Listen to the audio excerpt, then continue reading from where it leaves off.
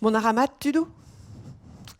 Voilà, cette petite introduction, c'est quelques mots pour vous dire qu'on va parler de langue. Et c'est ma collègue Colette Greenval, qui est une grande linguiste, qui est assise au premier rang, qui m'a dit enfin, tu vas quand même dire quelques mots en breton. C'est fait. Je n'y aurais même pas pensé, vu qu'on est à la capitale.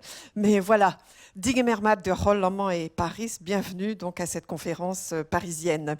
Je vais donc vous amener à un petit voyage à travers le temps et à travers la planète. À travers le temps parce qu'on va remonter pratiquement à la période du Moyen Âge, et puis à travers la planète, donc en France, en Bretagne, mais aussi en Irlande, au Pays de Galles, au Japon, au Sénégal et dans toute l'Afrique francophone subsaharienne. Alors, on va commencer, comme Anne l'a dit tout de suite, est-ce que vous savez combien de langues on parle aujourd'hui sur Terre, à peu près? Petit quiz. 7000, 6, 7000, voilà. Alors, pourquoi est-ce que c'est si difficile d'établir un chiffre précis? Eh bien, pour plusieurs raisons. D'abord parce que où est la frontière entre langue et dialecte? On en reparlera un peu. On continue, enfin les Occidentaux continuent de découvrir des langues qu'ils ne connaissaient pas, donc à chaque fois on augmente le nombre. Et puis il y en a aussi surtout qui disparaissent. Donc on a un chiffre un petit peu imprécis. Pour ce qui est des langues, cette frontière entre langue et dialecte, c'est une question qu'on nous a souvent posée et je n'ai jamais trouvé aucun linguiste qui soit volontaire pour donner une réponse très précise à ce sujet-là, parce que c'est un sujet qui est évidemment très compliqué, politique. Si on prend par exemple des pays comme la Norvège et la Suède, on y parle la même langue. Ils se comprennent, hein, le norvégien et le suédois sont plus proches, par exemple, que le français de France et le québécois. Et pourtant, il y a deux langues, il y a le norvégien et il y a le suédois, parce qu'il y a deux États, donc chaque État a sa langue. Et pourtant, c'est la même langue.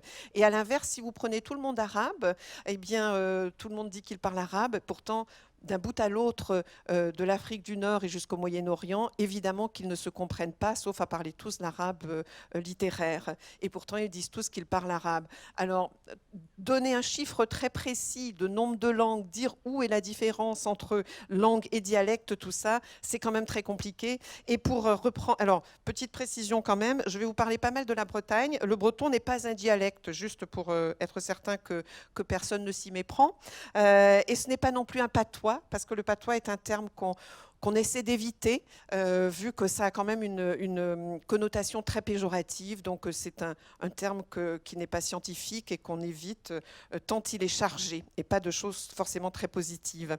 Et pour résumer cette définition langue, dialecte, etc., quand est-ce qu'on peut appeler une langue, je reprendrai Colette Greenval, donc ici présente, qui dit « Une langue est une langue quand ceux qui la parlent décident que c'est une langue ». Et je pense qu'effectivement, c'est imparable comme définition.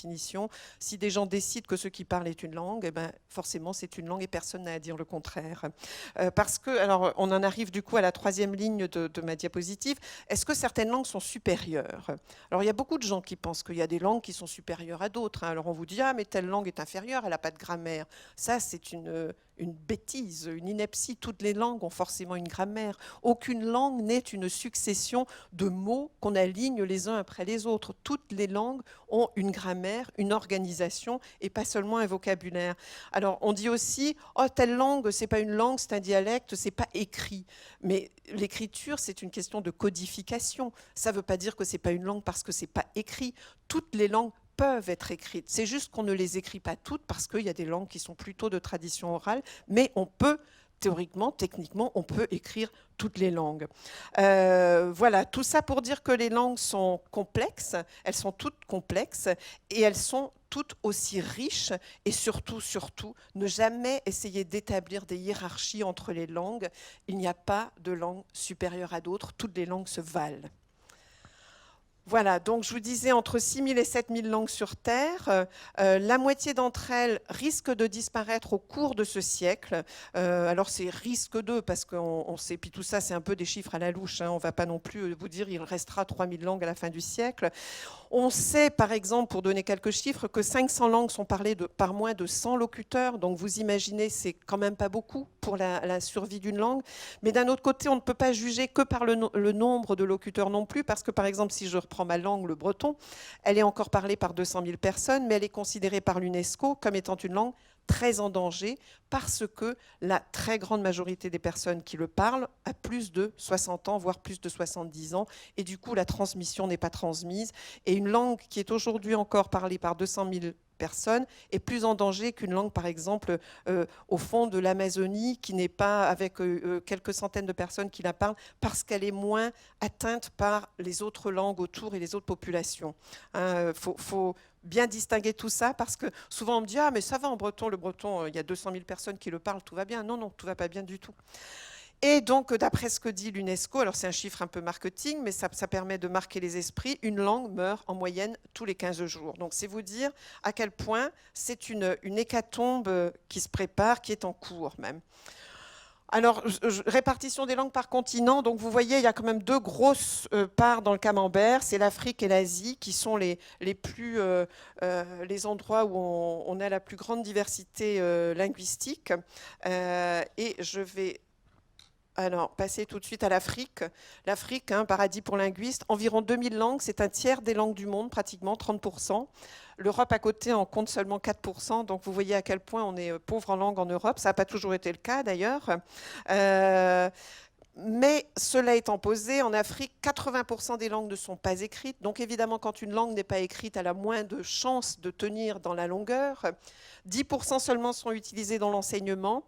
Et entre 500 et 600, on estime qu'entre 500 et 600 sont en danger, que 250 risquent de disparaître à très court terme, sous l'effet de plusieurs causes dont on reparlera. Alors, les États-Unis. Alors là, il y a un chiffre qui est, enfin une date plutôt qui est importante, c'est 1492. Vous savez ce que c'est, 1492, je suppose. La découverte de l'Amérique par Christophe Colomb, ou on pourrait dire l'inverse, la découverte par les Amérindiens de Christophe Colomb, ce qui n'a pas été très favorable pour eux. Donc il y avait environ, on met toujours des environ, 300 langues à l'époque parlées aux États-Unis.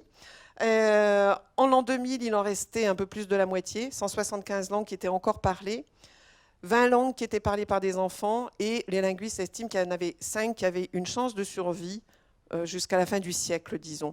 Et le chiffre que donnent les linguistes également, c'est qu'en Amérique du Nord, 90% des langues qui sont aujourd'hui parlées risquent de mourir d'ici la fin du siècle. Donc la moyenne générale dans le monde, c'est 50%, et la moyenne pour l'Amérique du Nord, c'est plutôt 90%. Donc vous vous rendez compte, c'est vraiment un patrimoine qui est en train de disparaître à très très grande vitesse.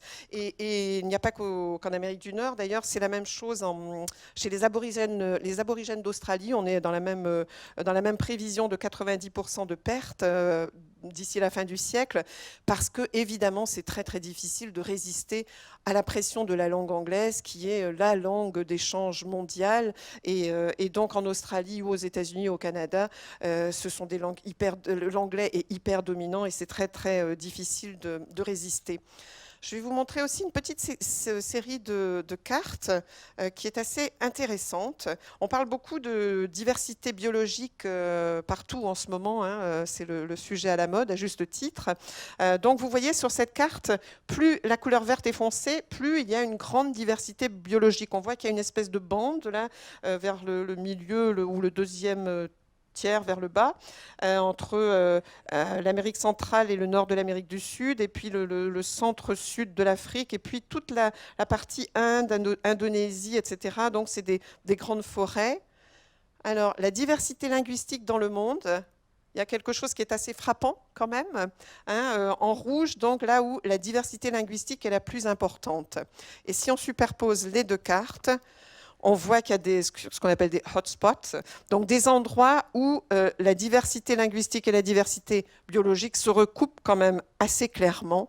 Alors ça s'explique, bien sûr, quand il y a la diversité biologique est protégée, quand on est dans des grandes forêts, par exemple, comme en Afrique centrale, et qui dit grande forêt dit population beaucoup plus difficile d'accès, ou en Amazonie, c'est pareil. Enfin, c'est quand les populations sont plus difficiles difficile d'accès, elles peuvent préserver leur langue et leur mode de vie et leur culture.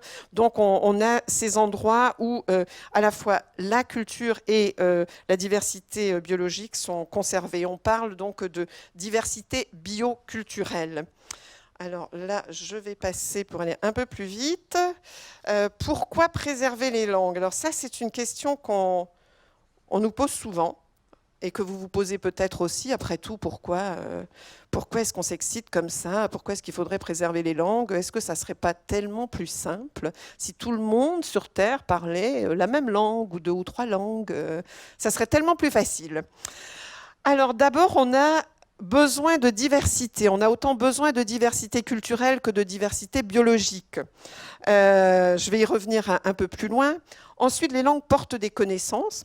Je ne vais pas détailler, mais il y a dans ces endroits où on parle encore des langues qui sont dans des endroits un peu reculés, il y a aussi une faune, une flore, une pharmacopée qui sont très particulières et qui sont d'ailleurs très recherchées par les laboratoires pharmaceutiques dans certains endroits.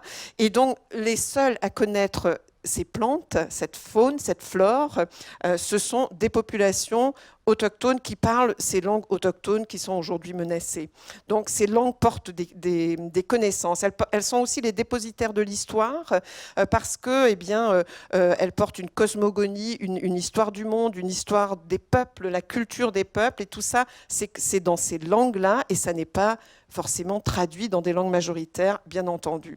Et puis, il y a cette question, ce terme que tous les linguistes, ou cette phrase que les linguistes disent souvent, une langue porte une vision du monde.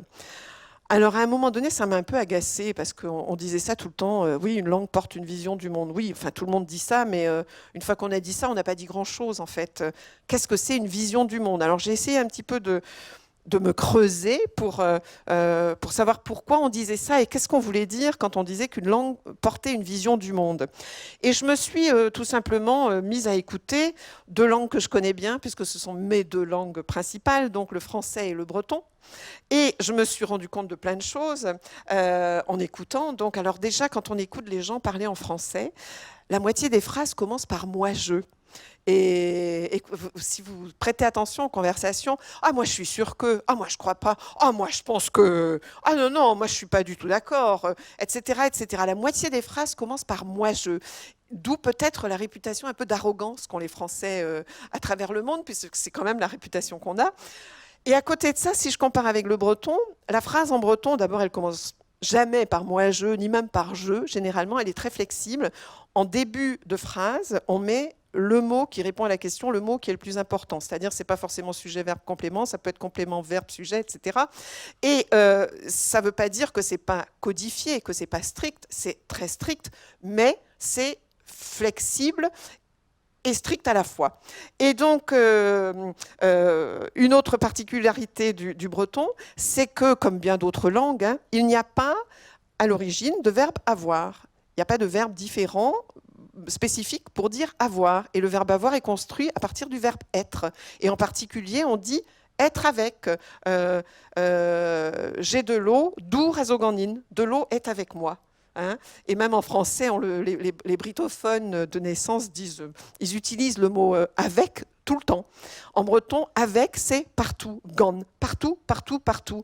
Alors, est-ce que ça témoigne d'une nécessité de faire les choses ensemble, parce que la Bretagne était une terre qui était dure, la mer était dure, la vie était difficile, c'était jusqu'à ça fait quelques décennies, c'était pas du tout un endroit riche, la Bretagne, on était obligé de travailler ensemble, sinon on n'avait aucune chance de résister, de durer, de gagner sa vie, de manger. Et donc, peut-être que cette obligation de solidarité se traduit dans ce avec. Alors, une autre chose qui m'amuse beaucoup aussi, c'est les questions. Vous savez, c'est très à la mode en ce moment de parler d'écriture inclusive et de genre et tout ça. Alors, le français est bien embêté parce qu'il y a l'homme, il y a la femme et il y a l'homme, quoi. En breton, il y a argoise, l'homme, Arvaouès, la femme, Andén, l'homme et la femme. l'être humain, si vous voulez. Donc on est beaucoup moins embêté. Et on n'a pas ces problèmes d'inclusion en breton parce qu'on a le genre neutre comme dans des tas de langues sur Terre, alors qu'en français, on n'a pas de genre neutre. Et je ne veux pas jouer les féministes, mais enfin quand même. Et donc, dans le même ordre d'idées, par chez moi, je ne sais pas si c'est pareil partout en Bretagne, mais par chez moi, on ne dit jamais en breton ma femme, mon fils, mon mari. On dit la femme, le fils, le mari. Il n'y a pas le sens de possession de la personne. Et bon, enfin voilà, tout ça, ça dit des choses. Ah oui, puis il y en a un autre que j'aime beaucoup aussi, c'est en français, on utilise beaucoup le verbe prendre. Ça m'amuse. Bon, alors on prend, par exemple, on prend un shampoing. Alors c'est toujours très amusant quand les gens apprennent l'anglais après et qu'ils disent « Oh, I'm going to take a shampoo ». Je vais prendre un shampoing. Ben oui, mais quand tu as pris le shampoing, qu'est-ce que tu fais avec le shampoing? C'est le shampoing, oui. Enfin voilà. Et en anglais, on dit pas prendre, on dit pas take a shampoo, on dit wash your hair, lavez vos cheveux. C'est plus concret. En breton aussi d'ailleurs. Et ou en français, on dit aussi prendre la route. En breton, on dit mon ganéan, aller avec son chemin. Et puis le dernier qui est assez amusant dans ma liste de petits exemples, c'est le prendre femme en français. Celle-là, je l'adore. Prendre femme. Parce qu'évidemment, on ne dit pas prendre homme, quoi. Voilà, bref, le français est-il une langue sexiste? Voilà, donc tout ça c'est bien sûr des petites explorations sur pourquoi est-ce qu'on dit qu'une langue est une vision du monde. Oui, des langues qui sont aussi proches dans le mode de vie que le breton et le français aujourd'hui, malgré tout. La langue porte encore des différences comme ça de conception, de vision, de rapport humain qui sont intéressantes.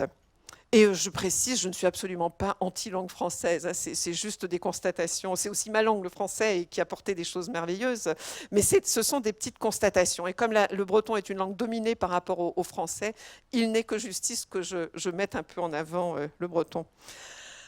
Alors, oui, pour conclure sur ce sujet-là, j'aime beaucoup cette phrase de Michel Launay, qui est un autre linguiste du Conseil scientifique de Soro-Soro.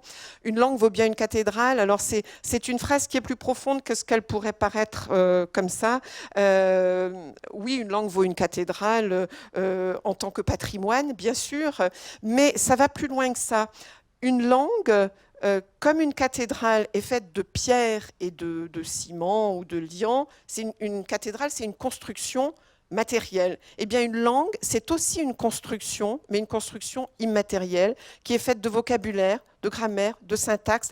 Mais c'est, tout comme une cathédrale est une œuvre matérielle issue du génie de l'être humain, une langue, c'est aussi une œuvre issue du génie de l'humain, de l'être humain, mais c'est une œuvre immatérielle. Donc oui, une langue vaut une cathédrale, et je le répète, aucune langue n'est supérieure à une autre. Et puis alors, l'autre phrase est de Barbara Cassin, qui est donc philosophe et qui a été élue à l'Académie française l'année dernière. C'est une grande traductrice aussi, et elle dit « Nous barbarisons quand nous refusons ce qui constitue l'autre comme autre ». Et donc elle explique que si tout le monde pensait la même chose, parlait la même chose, et elle pense en particulier au globish, comme elle dit, à la googlisation de la pensée. Maintenir la diversité, c'est un rempart contre la barbarie. Ben oui, parce que, je le disais en introduction, ça serait tellement plus facile si tout le monde parlait la même langue. Non, si tout le monde parlait la même langue, si tout le monde pensait la même chose au même moment, ça s'appelle tout simplement un régime totalitaire. Et je viens de relire 1984 de George Orwell, on est en plein dedans. C'est une langue unique, c'est un régime totalitaire. Donc la diversité, oui, est nécessaire, autant la diversité culturelle, linguistique, que la diversité biologique, parce que ça fait que ce monde est vivable, parce que ça nous protège contre d'une certaine manière, contre certaines tentations totalitaires. Et à l'inverse, quand on est habitué à entendre parler des langues, on peut imaginer qu'on a l'esprit un peu plus ouvert parce qu'on est ouvert à la différence. Et d'ailleurs, il y a un autre linguiste qui est un linguiste britannique qui donne un exemple que j'aime beaucoup, puisqu'on accuse parfois les langues, vous savez, les conflits ethniques, les langues, si tout le monde parlait la même langue, il n'y aurait plus de guerre. Tu parles, il n'y aurait plus de guerre. Si on considère l'un des plus grands conflits du XXe siècle, qui a fait le plus de morts, le Rwanda. Vous vous souvenez du Rwanda? Vous avez tous l'âge de vous souvenir du Rwanda ici. Eh bien, le Rwanda, c'est un des rares pays d'Afrique où il n'y a pas une multitude de langues. Les Hutus et les Tutsis parlaient la même langue. Et pourtant, ça ne les a pas empêchés de se détruire et de procéder à un génocide. Et à l'inverse de ça, à l'autre bout de la planète, dans un petit pays qui s'appelle le Vanuatu, je ne sais pas si vous voyez où c'est le Vanuatu. C'est en bas à droite sur la carte du monde. C'est voilà, dans l'Océanie, là tout en bas, du côté de, comment dire, pas très loin de l'Australie, par là, de la Papouasie, de tous ces endroits-là. Donc le Vanuatu, c'est un ensemble d'îles en fait, et c'est l'endroit au monde où il y a la plus forte densité linguistique, puisqu'il y a une centaine de langues pour 200 000 personnes. Donc vous voyez un peu le ratio, c'est énorme. Eh bien, on n'a jamais entendu parler des guerres du Vanuatu. Enfin, je ne pense pas. Et pourtant, ils parlent des langues différentes. Donc on ne peut pas rendre les langues responsables des conflits, et peut-être même qu'on peut se risquer à imaginer qu'à partir du moment où au sein d'une même famille, forcément au Vanuatu, au sein d'une même famille, il y a 2, 3, peut-être 4 langues, 5 langues parfois, et ben ça les force à s'écouter et à accepter que l'autre soit différent. Donc cette diversité protège aussi. Voilà, tout ça pour dire que c'est un plaidoyer pour le multilinguisme, puisque, contrairement à ce qu'on croit souvent dans les pays occidentaux, la norme n'est pas de parler une seule langue, la norme, c'est de parler plus d'une langue si on prend la planète entière. Et on estime que 60 à 75% des humains sont au moins bilingues. Donc, levez le doigt à ceux qui sont monolingues dans cette salle, vous êtes minoritaire. Et puis, le cerveau humain est tout à fait adapté au multilinguisme. On est assez plastique pour ça, on est assez intelligent pour ça. Alors évidemment, les gens qui vivent dans des pays où on parle des langues très majoritaires, comme les pays anglophones ou même les pays francophones ou hispaniques, on est un peu désavantagé parce qu'à partir du moment où on parle une langue très majoritaire, on est moins tenté d'aller en apprendre d'autres. Alors évidemment, les Américains, sauf ceux qui sont d'origine hispanique, ils parlent généralement qu'une langue. Par contre, on croise beaucoup d'Africains qui parlent 5, 6, 7, 8 langues. Moi, j'en connais qui parlent 6 ou 7 langues locales, plus le français aussi bien que moi, plus l'anglais parfaitement. Et ça, c'est parce que dès tout petits, ils sont habitués à être dans des univers où on parle des langues différentes et ils sont, par nécessité, ils sont obligés d'apprendre différentes langues et ils sont très, très avantagés par rapport à ceux qui n'ont qu'une langue au départ. Et d'ailleurs, le bilinguisme précoce avantage les enfants sur le plan cognitif. Ça, il y a des études très sérieuses qui ont été faites là-dessus depuis déjà bien plus de 20 ans. En particulier, les chercheurs Kovacs et Meller, enfin, c'est des chercheurs qui ont vraiment fait des études sur les petits, sur les enfants. Et les mécanismes qui sont mis en place dans la petite enfance permettent un développement cognitif plus rapide chez ces enfants qui sont bilingues. Et puis alors à l'autre bout de l'échelle de la vie, voilà, chez les personnes âgées, la pratique de plusieurs langues retarde les effets de la maladie d'Alzheimer. Et ça aussi, ce sont des études très sérieuses qui ont été menées à l'Université de Montréal. C'est pas que ça empêche Alzheimer, c'est que ça retarde les effets. Donc tout ce qui est, c'est toujours bon à prendre, n'est-ce pas ? Alors, je vais juste clore cette première partie de la conférence qui est consacrée donc aux langues dans le monde avec le programme Soro-Soro. Donc, si vous voulez en savoir plus, parce qu'évidemment, je ne peux pas tout raconter, ça serait beaucoup trop long, vous pouvez aller sur le site Soro-Soro, donc www.sorosoro.org.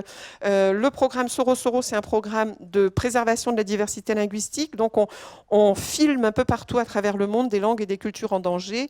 Et ensuite, on les met sur un site internet, on les monte, on met certains petits films sur un site internet, et donc ce site internet qui est disponible à la fois en français, en anglais et en espagnol, comporte plus de 1000 pages de texte, une centaine de vidéos, un planisphère interactif où il y a 5500 langues, des quiz, toutes sortes d'articles, etc. C'est très rigoureux, mais en essayant d'être très grand public également. Donc, bon, les vidéos, tout ça, c'est accessible à tout le monde. Et je sais que c'est utilisé dans les écoles, etc. Donc, si vous cherchez de la documentation, c'est vraiment très, très, très riche. Il y a beaucoup, beaucoup, beaucoup de docs. Et c'est de la documentation qui est valide, enfin, qui est rigoureuse et qui est validée par des scientifiques et qui est très souvent écrite par des scientifiques. Voilà, le site se présente comme ça. Donc, il y a des entrées par continent. Et quand on rentre dans les continents, on a à la fois des textes et des vidéos. Il y a le planisphère, il y a un quiz, un abécédaire, etc. Enfin, il y a toutes sortes de choses. Dès que vous cliquez quelque part, de toute façon, vous tombez sur des tas de choses très intéressantes, j'espère. Voilà, et je vais maintenant changer de casquette et prendre ma casquette d'historienne.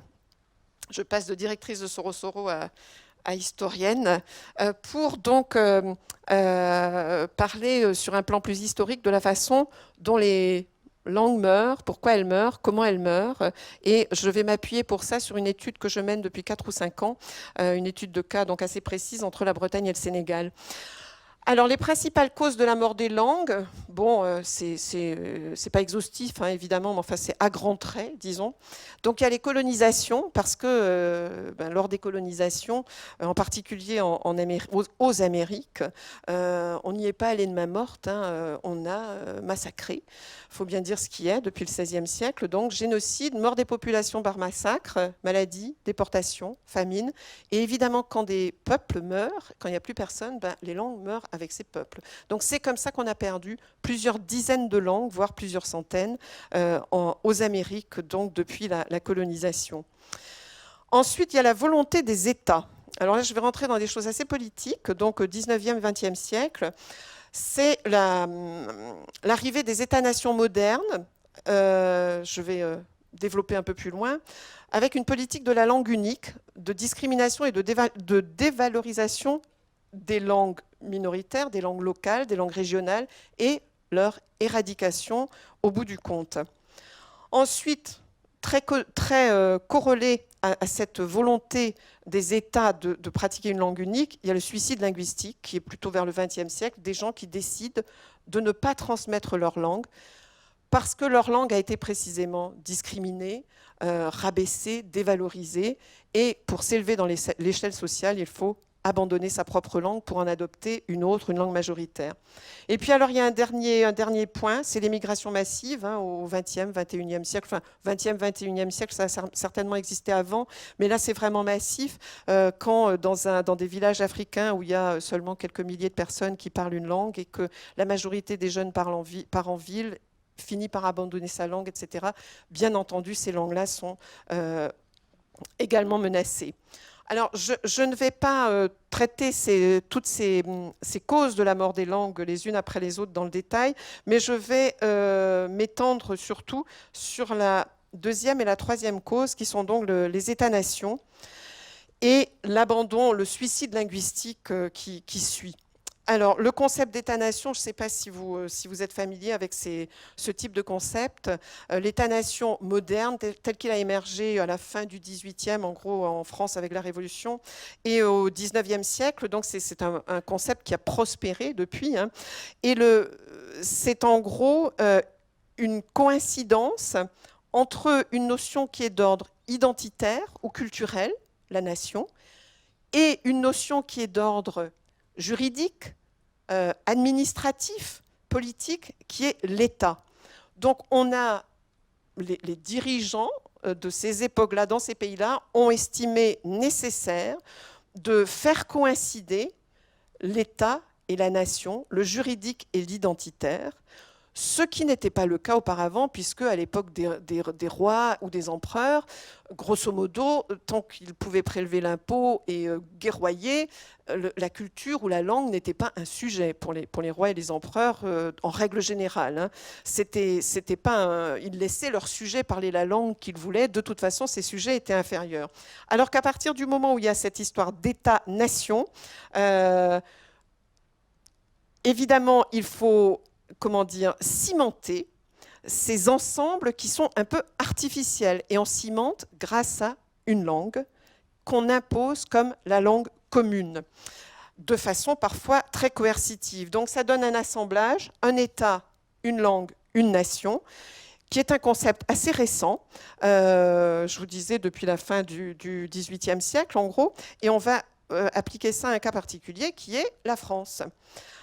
Alors, donc, il faut s'imaginer la France avant la Révolution, elle n'avait pas grand-chose à voir avec la France telle qu'elle est aujourd'hui, puisque c'était à l'origine une sorte comment dire, d'assemblage, là aussi, de peuples très divers. Hein. La majorité, avant la Révolution, la majorité de la population française, ce qui est aujourd'hui la population française, ne parlait pas français. C'était des peuples qui étaient très différents, qu'on a assemblés. Donc, c'était des peuples avec une histoire et des langues très différentes. Et pour obtenir cette unification, on a donc utilisé la langue française. Alors, pendant cette révolution, on s'est demandé, en particulier, comment on allait faire pour faire connaître toutes les nouvelles lois, la Constitution, etc., à ce nouveau peuple français qui émergeait donc, suite à la Révolution. On a d'abord pensé à traduire tous les textes, mais évidemment, c'était une opération difficile puisqu'il n'y avait pas de traducteur, puisque ce n'était pas des langues écrites, puisqu'on n'enseignait pas ces langues. Et puis, on avait quand même toute une flopée à travers la France. Donc, ils ont essayé, ça n'a pas marché, ils ont vite abandonné. Et ils sont passés à... Il y a eu un changement de cap très, très clair pendant la période de la Terreur. Ça vous dit quelque chose, la Terreur ? 1793-1794. Changement de cap, on a décidé d'imposer le français à tout le monde pour que tout le monde, et c'était a priori dans l'esprit des gens qui ont imaginé ça, c'était dans une vision, dans leur esprit positive, c'est-à-dire apporter la bonne parole, apporter les lumières à toute cette mosaïque de peuples qui composait la France. Et donc, pour ça, il fallait imposer la langue pour que tout le monde ait accès à ces merveilleuses idées de la Révolution. Et donc, il y a eu deux rapports qui ont été particulièrement importants, donc en plein cœur de la Terreur, le rapport Barère et le rapport de l'abbé Grégoire. Voilà, donc on va commencer par le rapport de l'abbé Grégoire, qui, alors il commence par dire le 14 janvier 1790, l'Assemblée constituante ordonna de traduire ces décrets en dialecte vulgaire, comme je vous le disais. Cependant, j'observerai que, si cette traduction est utile, il est un terme où cette mesure doit cesser, car ce serait prolonger l'existence des dialectes que nous voulons proscrire. Et s'il faut encore en faire usage, que ce soit pour exhorter le peuple à les abandonner. Donc l'objectif est clair, c'est vraiment de se débarrasser de toutes les langues régionales. Et alors là, je vous en ai pris des extraits. Le rapport donc, qui s'appelle « Sur la nécessité et les moyens d'anéantir le patois en plus, hein, et d'universaliser l'usage de la langue française. » Alors il constate qu'il n'y a qu'environ 15 départements de l'intérieur où la langue française soit exclusivement parlée. Comme à l'époque, il y avait 83 départements, je crois, ça veut dire qu'il y en a 68 où on ne parle pas français, pratiquement. Pour extirper tous les préjugés, développer toutes les vérités, tous les talents, toutes les vertus, fondre tous les citoyens dans la masse nationale et faciliter le jeu de la machine politique, il faut identité de langage. Donc, vous le voyez, l'objectif est clair. Je voudrais que toutes les municipalités admissent dans leurs discussions l'usage exclusif de la langue nationale. Encourageons tout ce qui peut être avantageux à la patrie, que dès ce moment, l'idiome de la liberté soit à l'ordre du jour et que le zèle des citoyens proscrive à jamais les jargons qui sont les derniers vestiges de la féodalité détruite. Donc vous le voyez, les langues régionales sont qualifiées de patois, de jargon, et elles sont assimilées à une idée de féodalité. Elles portent le passé, la réaction, l'arriérisme, et le français porte les lumières, la liberté, et tout ce qui est de plus merveilleux dans les idées nouvelles de cet État moderne. Et je passe au rapport Barère, qui est du même acabit. Nous avons révolutionné le gouvernement, les lois, les usages, les mœurs, les costumes, le commerce et la pensée même. Révolutionnons donc aussi la langue, qui est leur instrument journalier.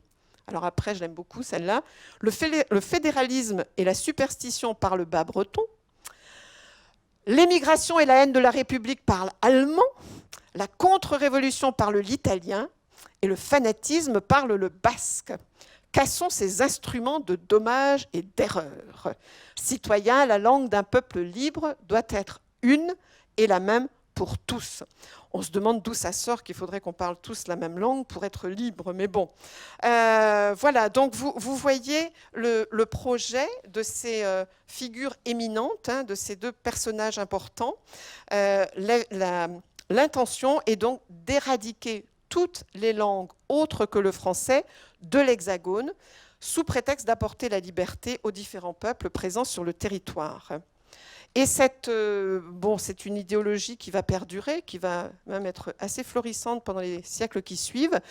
Là, je reviens à la Bretagne avec... Alors, j'ai des séries comme ça, j'en ai des dizaines de citations que j'ai collectées hein, un peu partout, et d'autres l'ont fait aussi d'ailleurs, des citations du 19e et du 20e siècle où on montre bien la façon dont la question politique est abordée, la question linguistique est abordée, et la vision qu'on pouvait avoir du côté retardé ou arriéré que pouvaient porter les langues locales.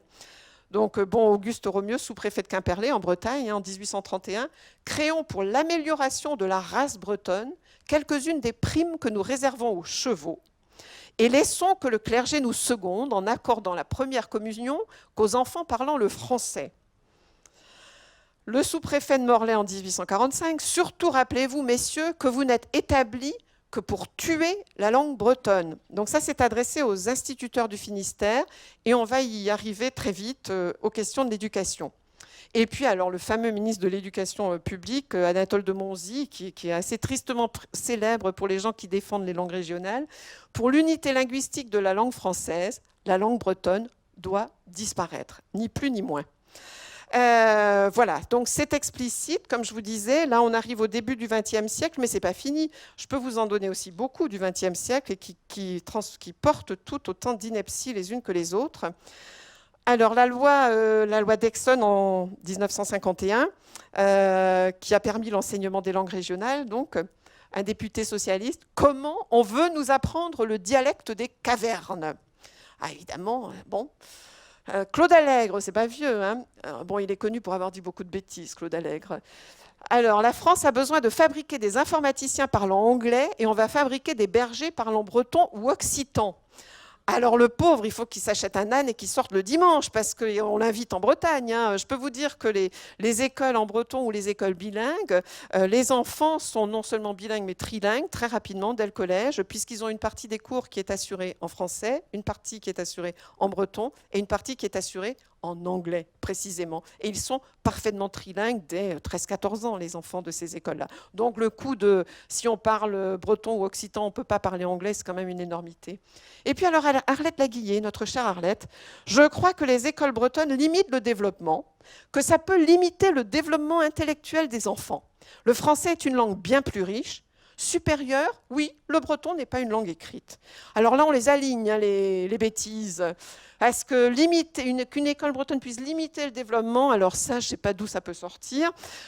Le français est une langue bien plus riche, supérieure, comme je vous l'ai dit, ça n'existe pas. Et le breton n'est pas une langue écrite. Alors là, d'abord, c'est une langue écrite, et même si elle n'était pas écrite, mais de toute façon, c'est une langue écrite, et depuis très longtemps. Donc vous le voyez, voilà, il y a beaucoup de bêtises qui ont été dites et écrites sur ces sujets-là.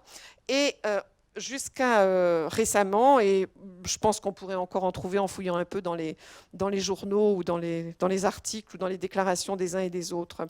Donc cette question, cette idée que la langue française est supérieure est quand même une idée qui perdure. Hein. La langue française est supérieure et les langues régionales sont inférieures.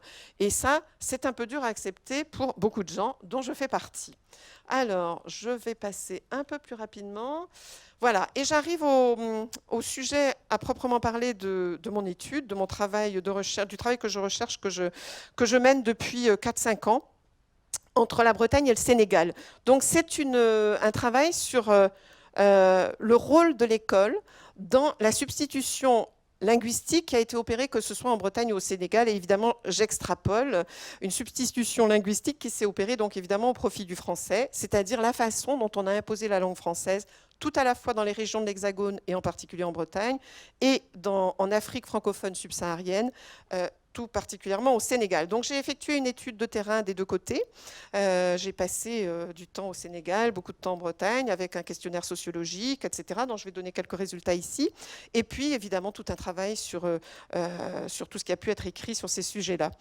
Alors, on va commencer par quelque chose qui est magnifique, hein, l'école obligatoire. Donc ça, on le doit à Jules Ferry, que vous connaissez tous, hein, son nom est sur beaucoup d'écoles en France, sur les frontons de beaucoup d'écoles. Donc formidable. L'école primaire publique obligatoire et publique et gratuite en 1881. 1882, l'instruction obligatoire, donc un grand merci à monsieur Jules Ferry. Le seul problème, c'est que une seule langue était autorisée dans toutes ces écoles. Depuis le début, depuis Jules Ferry, la seule langue de l'école sur le territoire français est le français. Ça a été un peu violent, comme on va le voir, parce que des différentes techniques ont été utilisées pour imposer cette langue française, pour forcer les enfants à parler cette langue, à l'apprendre et à la parler, tant dans les écoles confessionnelles que dans les écoles laïques d'ailleurs, puisque les curés, ils ont suivi. Hein, et les ordres étaient très très clairs, donc uniquement le français. Et sachant que la majorité, encore à l'époque, de la population française ne parlait pas le français. Hein, donc il faut se remettre dans ce contexte-là de la fin du 19e siècle et du début du 20e siècle. La majorité de la population ne maîtrisait pas le français. Alors, pour imposer le français aux enfants des écoles, en Bretagne comme dans toutes les régions de France, on a utilisé ce qu'on appelle la méthode du symbole. Alors, je ne sais pas si parmi vous, quelques personnes ont entendu parler de cette chose, le symbole. En Occitanie, enfin, ça porte des noms divers. En Occitanie, on dit plutôt le signal. Chez les Basques, on dit la bûchette. Enfin, ça a des noms différents. Donc, le principe, c'est que quand un enfant arrivait à l'école, comme il ne parlait pas le français, ce qui était le cas dans toutes les régions de France, hein, en Bretagne, en Basse-Bretagne, la partie britophone de la Bretagne, la majorité des enfants ne parlaient pas français. Donc quand ils arrivaient, comme il était interdit de parler breton ou de parler toute autre langue maternelle, le premier gamin qui était pris à parler sa langue, on lui remettait ce qu'on appelait le symbole, et qui était généralement un objet dégradant qu'il devait porter autour du cou ou dans sa poche.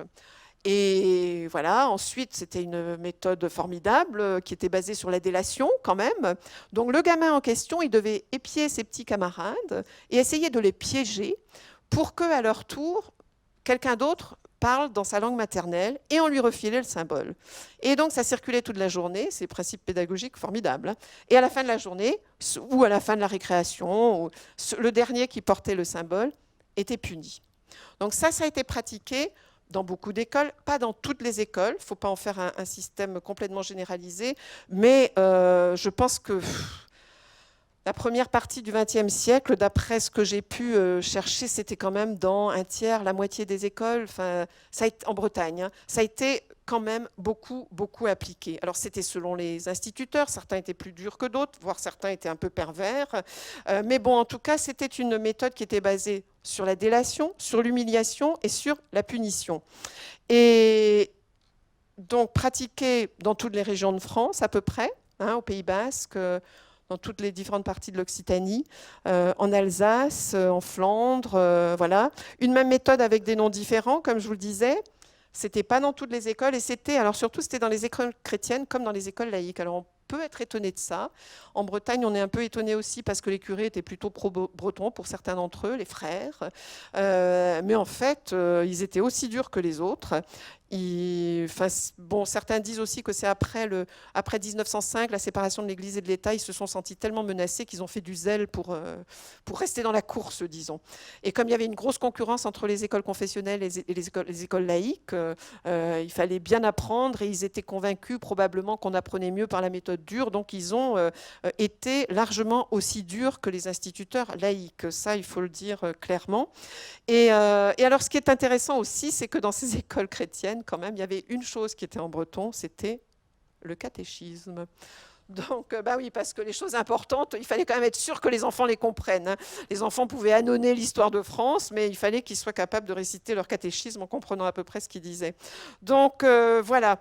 Une chose aussi qui est assez claire sur cette pratique, c'est que autant les lois, les règlements des écoles étaient extrêmement limpide sur le fait que la seule langue autorisée à l'école était le français, autant le symbole n'est mentionné nulle part. Donc c'est une espèce de chose un peu mystérieuse qui a circulé partout en France, au-delà de la France, et qui n'a jamais été consignée dans les règlements nulle part. Donc évidemment, quand j'ai commencé cette recherche, je partais un peu à la pêche quand même, parce qu'il n'y a pas de texte. Et on doit se fier donc aux témoignages oraux essentiellement, et aussi aux histoires que certains ont considérées, récits de vie que certains ont consignés par écrit. Alors, ensuite, donc j'arrive au symbole en Bretagne. C'était quoi ce symbole? Je vous ai dit que c'était un objet dégradant. Voilà, c'était généralement un sabot de bois. Enfin, c'est l'occurrence qu'on retrouve le plus souvent, c'est un sabot de bois. Et du coup, on appelait le symbole aussi le sabot, ou arvotès, ou un morceau de bois, ou une pancarte avec une inscription.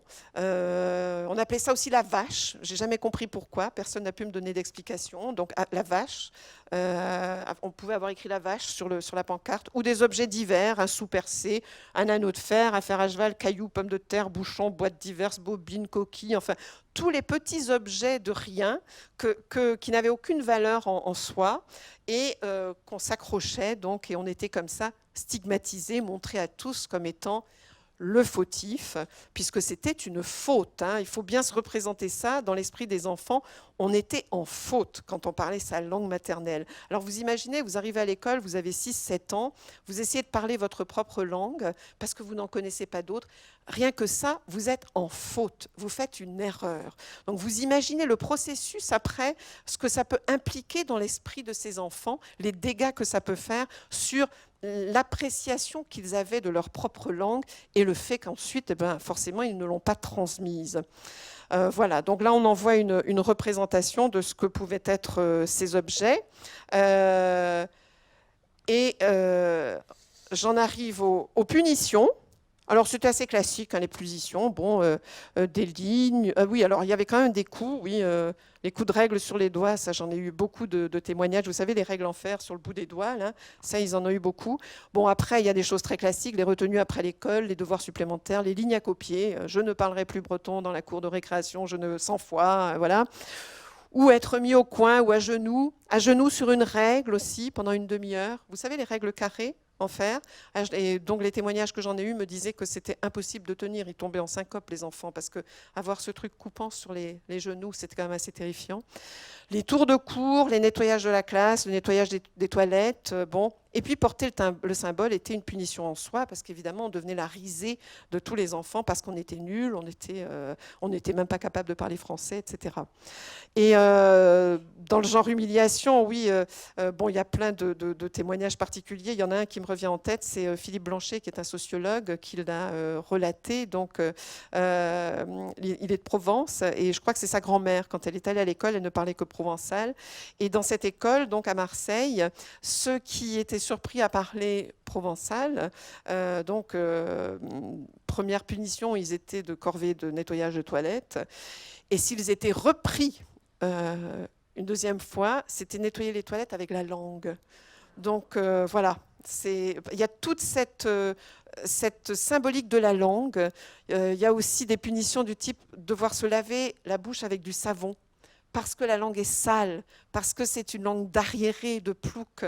Et comme je vois Colette là à l'avant, il y a puisque des méthodes pour éradiquer les langues ont été appliquées partout dans le monde, et je pense aux Amérindiens d'Amérique du Nord. Donc, un témoignage qui avait été recueilli par un linguiste qui s'appelle Scott Delancey, d'une personne qui refusait absolument de parler sa langue parce que quand elle était petite, à l'école où elle était, c'était même peut-être au Canada, c'était dans le Nord, donc interdiction de parler sa langue, et comme cette personne avait été surprise à parler sa langue, elle avait dû aller lécher la barrière couverte de glace, et sa langue avait été restée accrochée, avait été brûlée. Vous savez, quand c'est complètement glacé.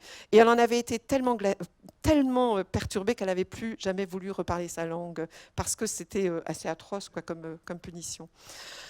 Donc voilà, ces choses formidables qu'on fait au nom de la propagation des idées des Lumières. Et évidemment, alors la conséquence de tout ça, c'est que vous imaginez bien que quand vous avez souffert ce genre de choses, vous n'êtes pas tenté de transmettre votre langue à vos enfants. Et c'est pour ça, c'est une des raisons, en particulier pour lesquelles ceux qui sont devenus grands après, hein, tous ceux qui ont été punis dans la première partie du XXe siècle, quand ils ont eux-mêmes eu des enfants, donc à partir des années 50-60, ils ont cessé de transmettre leur langue à leurs enfants parce qu'ils ne voulaient pas que leurs enfants souffrent comme eux avaient souffert à l'école. Hein, ils ont souffert l'humiliation, ils ont souffert les punitions, parfois physiques. Leur langue était perçue comme inférieure, quand même on dévalorisait ce qu'ils étaient, et du coup ils n'avaient pas envie que leurs enfants comme eux soient perçus comme des ploucs et des arriérés.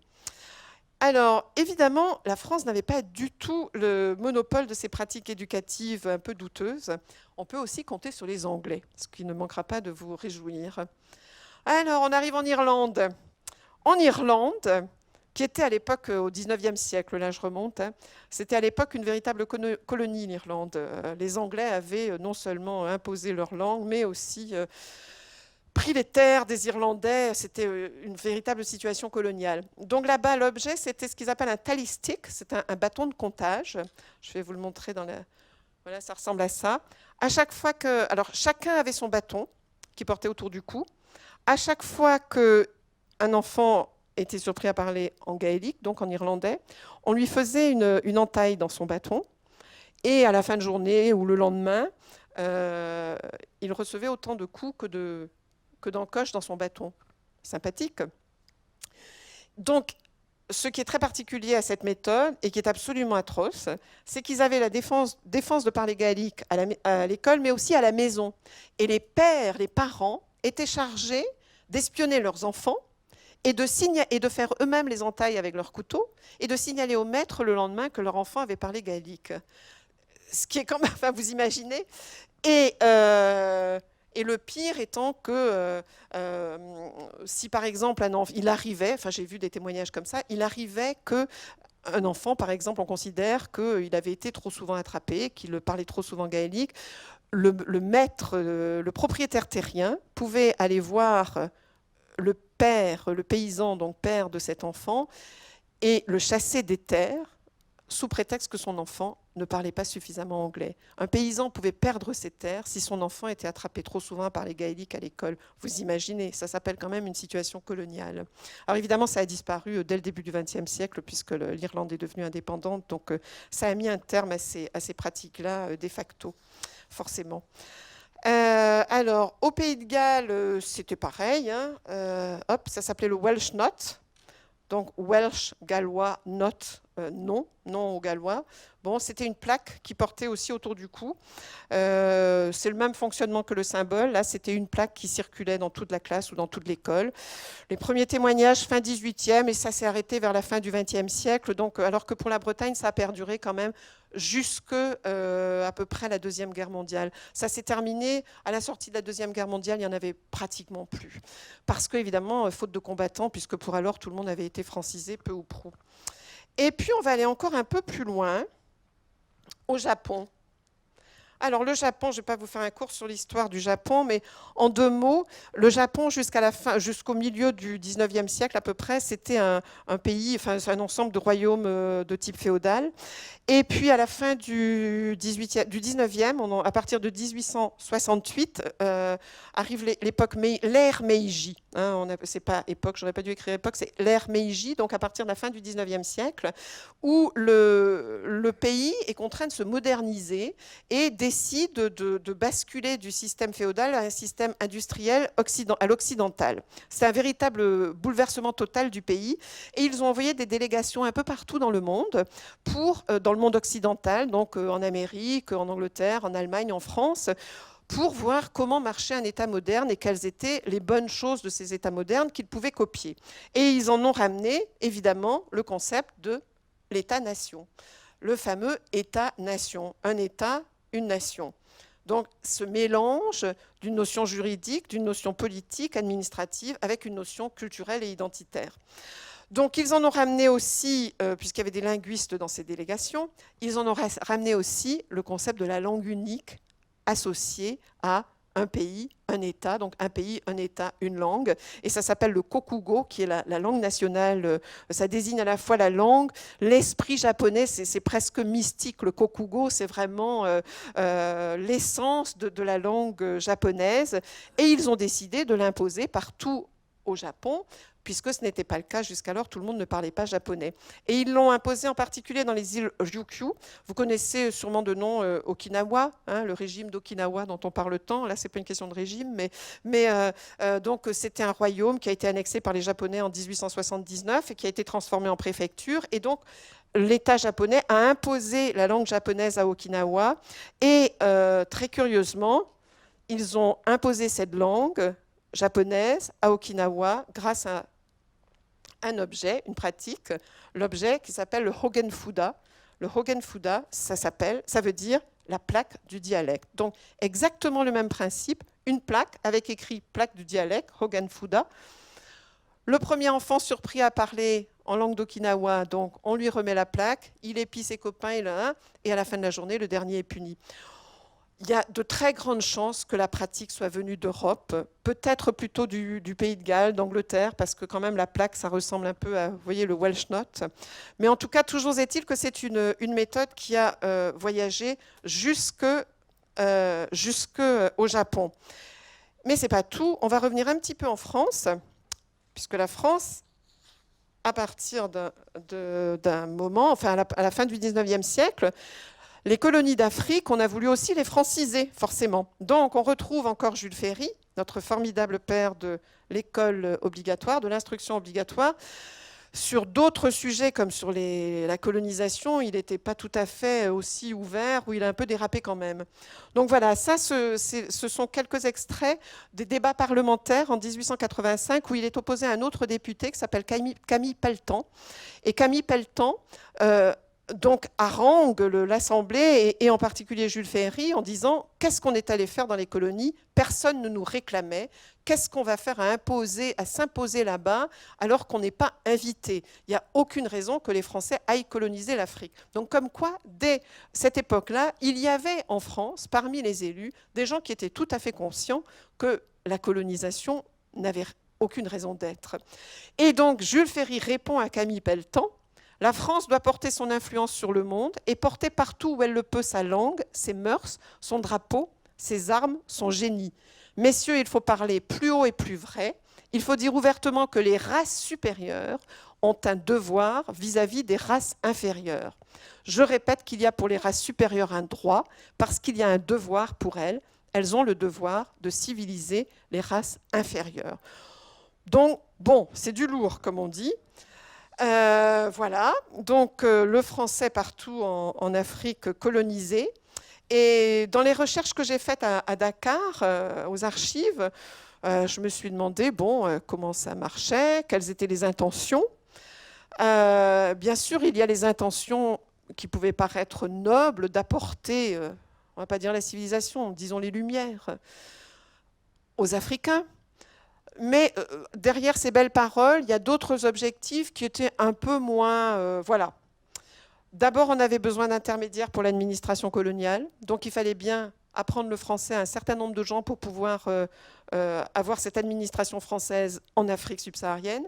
Ensuite, il fallait aussi former des intermédiaires pour le commerce, parce que l'un des objectifs de la colonisation, c'était très clairement, évidemment, de faire des affaires, rien de nouveau sous le soleil.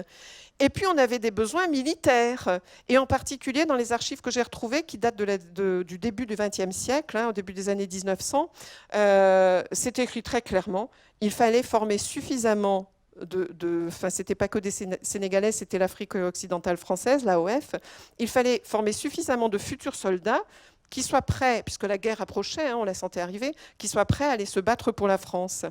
Et c'est comme ça qu'il y a eu les fameux 200 000 tirailleurs sénégalais qui ont été envoyés se battre, et 30 000 sont morts durant la Première Guerre mondiale, mais il fallait évidemment qu'ils sachent parler français. Donc ce n'était pas qu'un objectif d'apporter la civilisation, c'était aussi très, très utilitaire. Sachant qu'en plus, on retrouve également dans les archives des tas de documents, mais alors vraiment beaucoup, qui disent « Oh là là là là, il faut leur apprendre le français, mais pas trop. ne faut pas qu'ils aillent trop loin dans les études parce que ça pourrait leur donner des idées. Ils pourraient après... donc, juste assez pour pouvoir servir dans le commerce, servir dans l'administration, mais pas trop quand même. Alors, j'en arrive, pareil, le symbole au Sénégal, puisque c'est l'objet de mon étude. Donc, eh bien, on a exporté la méthode, puisque ça avait si bien marché en métropole. Donc, le symbole là-bas, c'était un peu différent. La plupart du temps, c'était des os d'animal. Donc, des crânes, des tibias, ça pouvait être des gros fémurs qu'on devait se trimballer au cou, ou des petits os de chat, ou non pas de chat, de rat, des crânes de rat. Enfin, il y en a toute une litanie comme ça. Alors des os qui pouvaient être secs, mais qui pouvaient être aussi frais pour que ça pue, parce que vous êtes d'autant plus infréquentable quand vous portez autour du cou un os qui pourrit, quoi, hein, forcément.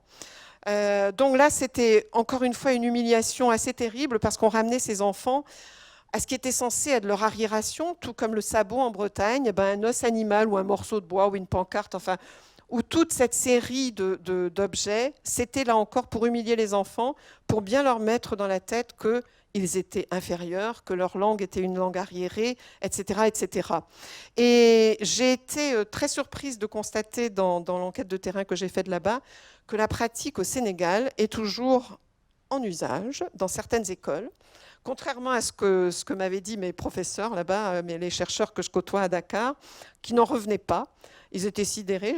Comme j'ai pris des photos, ils étaient bien obligés de constater que c'était vrai. C'est encore en usage dans certaines écoles de brousse et dans certaines écoles confessionnelles, donc chrétiennes. Parce qu'ils estiment que pour les écoles de brousse, ils m'ont expliqué, les instituteurs, qu'ils sont tellement loin de la langue française qu'ils estiment qu'il faut vraiment les forcer, quoi. Et qu'on n'y arrive qu'en étant dur, parce qu'on croit encore à la méthode dure, alors qu'on sait bien que la méthode douce en éducation est souvent plus efficace que la méthode dure. Et voilà, j'en ai photographié un, hein, c'était il y a 2 ans, au Collège de la Petite Côte, à Joal, au Sénégal. Donc c'est un os, je ne sais même plus quelle partie d'os c'était, mais enfin c'était un os d'une des classes. Quand j'ai demandé, j'étais tellement sidérée, je parle au proviseur, qui me fait l'apologie du symbole en plus. Et il demande à son intendant, va en chercher un pour le montrer à la dame. Et puis ils étaient très pressés de me le montrer, ils m'ont ramené cet os, j'ai demandé, je peux le photographier? Il me dit, bien sûr. Et ils étaient très fiers de leur méthode. Alors j'étais un peu étonnée, mais bon. Et donc les punitions sont assez sévères aussi quand même dans tous les témoignages que j'ai recueillis. Donc des coups de bâton, des coups de règle sur les doigts, etc. Ça c'est classique. La punition des 4 gaillards, ça là, elle est célèbre dans toute l'Afrique francophone subsaharienne, pratiquement, je l'ai retrouvée un peu partout. Alors le principe, c'était que le maître appelait donc les 4 gars les plus costauds de la classe ou de l'école, les 4 gaillards. Ces 4 gaillards se saisissaient de l'enfant qui était puni, qui avait le symbole, donc le dernier. Ils le soulevaient face contre terre, un pour chaque membre, hein, vous voyez. Et là, le maître frappait l'enfant sur le dos, donc l'enfant soulevé par les 4 gaillards, et le maître frappait, donnait des coups de bâton. Et je pense que c'est encore pratiqué dans certains endroits. Donc vous voyez, c'est quand même des pratiques éducatives qui sont... sachant que, je précise bien, comme on me l'a dit à Dakar, c'est illégal. Depuis 1970, toutes ces punitions, etc., le symbole, etc., sont légalement interdits, mais il y a des maîtres qui continuent de les appliquer.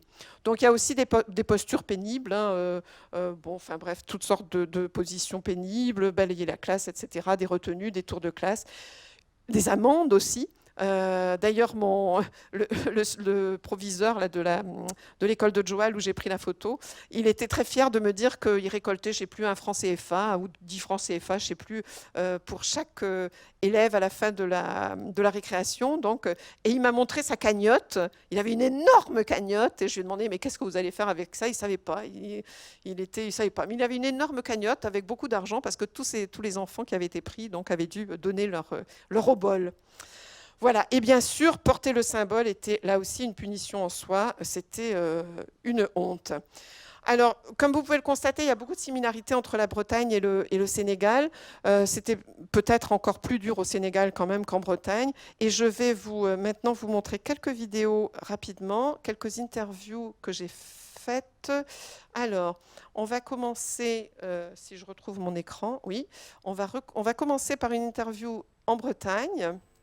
Et ensuite, on va passer à, alors, hop.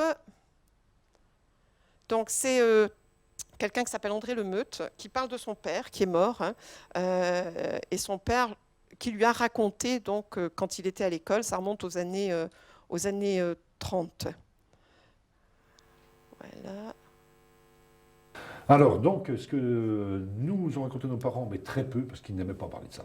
Donc, ils en ont très rarement parlé. C'est qu'ils étaient punis, mais vraiment punis, à chaque fois qu'ils parlaient breton à l'école, quoi. Et alors, ma mère n'en parlait même pas, elle. Mon père, ça lui est arrivé d'en parler, rarement. Et donc, ce qu'il expliquait, c'est que le premier instituteur qu'il avait leur apprenait le français, mais en se servant du breton. Bon, là, ça allait très bien, pas de problème. Sauf que cet instituteur-là, c'est un curé probablement, hein, c'est même sûr, à l'époque, cet instituteur-là, donc, n'est pas resté longtemps à Plémel. Donc est arrivé un autre, qui lui, par contre, c'était français, même pour aller aux toilettes, il fallait le demander en français parfaitement, sinon, pas question. Voilà, et donc là, ils ont vraiment souffert. Là, vraiment souffert. Oui. Et ce dont il nous a parlé, c'est aussi du symbole. Voilà, le fameux symbole était un sabot. Alors, on entend souvent dire que c'était fini, que c'était le cas au début des années 1900, mais qu'après c'était fini. Ben, Ploemel, dans les années 1933, 32, 33, 34, c'était toujours le cas. Et donc le sabot, c'était un vrai sabot qu'on portait normalement? Ah non, autour du cou. Oui, j'ai bien compris. Oui. Mais est-ce que c'était un vrai sabot qu'on aurait mis au pied ou est-ce que c'était un sabot miniature qu'on mettait... non. Bah, apparemment, c'était un vrai sabot, mais c'est pas un sabot tout neuf. Hein. Non, bien sûr, le but, c'était d'humilier les gamins. Hein. Et pour toi, quelles ont été les conséquences du fait qu'il a été marqué comme ça? Ah bah, les conséquences, c'est qu'ils ne voulaient pas que leurs enfants subissent les mêmes humiliations, ça c'est clair. Ça, c'est clair. Et ma mère, encore plus. Ma mère s'exprimait beaucoup moins que mon père, était beaucoup plus timide, et elle, c'était encore plus ancré chez elle. Donc, le but, c'était qu'ils ne souffrent pas comme eux avaient souffert, tout simplement. Quoi. Mais le symbole, ça, c'est évident qu'il a marqué. Les gens ont été humiliés, quoi. Pour moi, il est clair qu'on a. On les a culpabilisés, ils ont vécu une frustration, une humiliation sans pareil, tout simplement. Alors, votre langue est une langue de bloc, de passéiste, voire rétrograde, voire consommatrice, voire tout ce qu'on veut. Enfin, et puis, il n'y a rien de pire que la délation. En plus, il y a le principe de la délation. Enfin, c'est terrible, quoi. Ça, c'est pour la Bretagne. Et on va passer... alors, c'est une série de petites pastilles que j'ai faites pour la chaîne de télévision Arte. Ça fait quelques années. Et c'est pour ça que vous verrez il y a un peu de sous-titres en allemand au début. Alors, on commence par la Côte d'Ivoire, où il y a ce monsieur qui est un planteur qui, en 30 secondes, va raconter quelque chose de très similaire à ce qu'on vient d'entendre. Koba am baka etiabule na ayua frasa la watia an wa sa ko sukule sa tia la bura ko ametanta gugulu no mame no bunto mame ni ga mede woko baka fete gungbo go bem ga cheko ba fa ma er ga buri yantia fa atona ba jopo ga yin na ba me na ko ya sa ne er ga so ko su ke na ta so fe so be ngro e hier de jibulu. Alors, une autre petite vidéo. Cette fois, on va aller au Sénégal, par exemple. Au Sénégal. Donc, on est ici chez les Moniques. C'est tout près du Mali. Et Albertine va nous raconter ce qui se passait par là-bas. Onjala bonjolof pecen yede be han mission catholique han ketuk joni non pour be yande ma hormu protement akoyet kan bade ak bichas gande gindo bang i bichas mu protement gi lapo no ngi chas gande an wojang ba an mi wone goni nyon gi ke gang hapaken ginjem ka ke me mud ge magelang archas ke ar lapak on me de wuje mi de ka ke aylum che galap che achas mane mande mondo mon ma anma wuna hang or hambal ka ngot ka ki dik ngena wuji fede ka hangam mud joni wuje dak go ngum hangi pale après pale dun. Vous imaginez passer la nuit avec une bouse de vache autour du cou. C'est quand même des méthodes. Alors, on continue notre petit tour d'Afrique subsaharienne avec le Cameroun. Là, on est chez les Baka. Les Baka, c'est ce qu'on appelle communément des pygmées. Et je m'en souviens de Gaston, quand on l'a filmé. Je lui ai demandé, Gaston, est-ce que ça te dit quelque chose, le symbole? Parce que comme je circulais un peu partout, et à chaque fois que je posais la question du symbole, ah oui, oui, oui, le symbole, bien sûr, le symbole. Et au début, il riait. Et puis, il a commencé à raconter l'histoire et il riait plus du tout à la fin. Enfin, moi, je le sais parce que quand on a arrêté de tourner, il était complètement bouleversé de s'être souvenu de ce truc d'enfance. Atikama wete yande o agote asikulwe nkawa se wo wete no eojo wa epe symbol na nangangawe ngbenjo kema o seko wa te kubo pe mo ngoma le se ngomangi ko dutemo symbol na ngomo ngamo ke komo doto age mo age boke angoma kina ngoma ngo mo ja symbol na mo gbife boke ko wo gwa sone bonako nge ko gwa gbo awas nge ke aloto te symbol na. Voilà, et puis une dernière vidéo. Et on est de retour en Côte d'Ivoire, chez les Brons, les royautés. Alors vous allez voir, il est magnifique, c'est le chef. C'est pas de l'or, hein, rassurez-vous. Mais ce qu'il raconte est très intéressant. Abrafo fo beba yemanim heseke bedi school sun beba na bedi school beba ya abusuafo so bedi mofra ke begu school mke na eba ne se osese be kan brofo France brofo na beja bronkan ndi teacher fo no mpo be de bi ba se o kan bono osese be twen waso ndi be de nema bi be ani be fra ne symbol ke betimbe fa bo wo bi be to kom ana be fa awuro wa be de symbol ke be monke umu ombe se be hu se oda kompo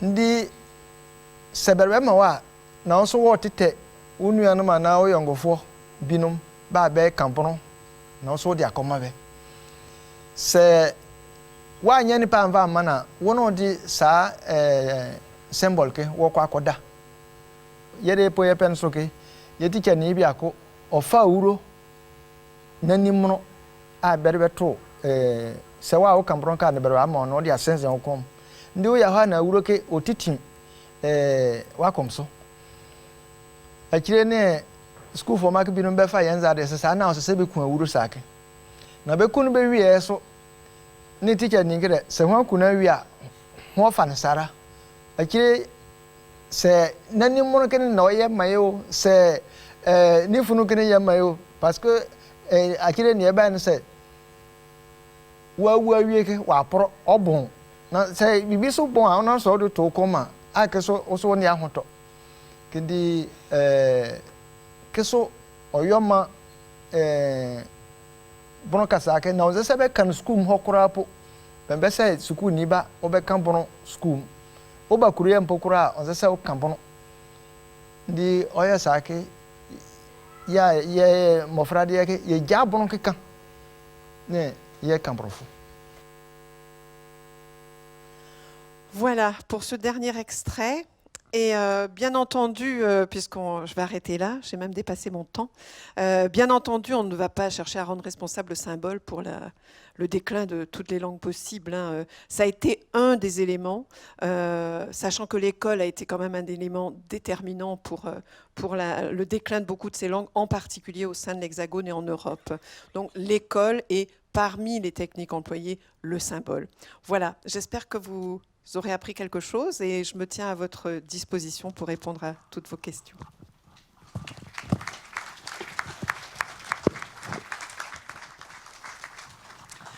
Merci beaucoup. Je vais faire circuler un micro. Si vous avez des questions, des commentaires, je vous demande de lever la main. Ou un témoignage. Combien parmi vous connaissez cette pratique? Oui. Vous êtes d'où, si je peux me permettre? D'Alsace. Et ça s'appelait comment chez vous? Ah oui, d'accord. Oui, oui, oui. Bon, alors, une question imposée. François Ier a imposé le français comme seule langue dans les textes officiels 300 ans avant Jules Ferry. De même, il y a des écrivains français, enfin, quelqu'un en français qui est des Bretons, Provençaux, etc. Il ne que le français. Spontanément, on privilégie le français par rapport à sa langue maternelle. Oui, effectivement, la langue française a été imposée 300 ans plus tôt, bien sûr, mais elle était imposée dans les textes, dans l'administration, à la justice, mais le peuple ne parlait pas le français. Et là, il y a eu vraiment, à partir du 19e siècle, il y a vraiment eu une volonté de faire disparaître les langues régionales en France, au sein des peuples, pas juste comme langue de l'élite, mais comme langue des populations, en fait. Et ça a été une volonté, j'espère vous avoir montré ça à peu près clairement au travers de toutes ces déclarations politiques des uns et des autres. Il y a vraiment eu une volonté de faire disparaître ces langues, mais ça n'a pas été qu'en France, hein, comme je vous le disais, et c'est pour ça aussi qu'on se retrouve avec une Europe qui est le continent où il y a la plus petite proportion de langues dans le monde.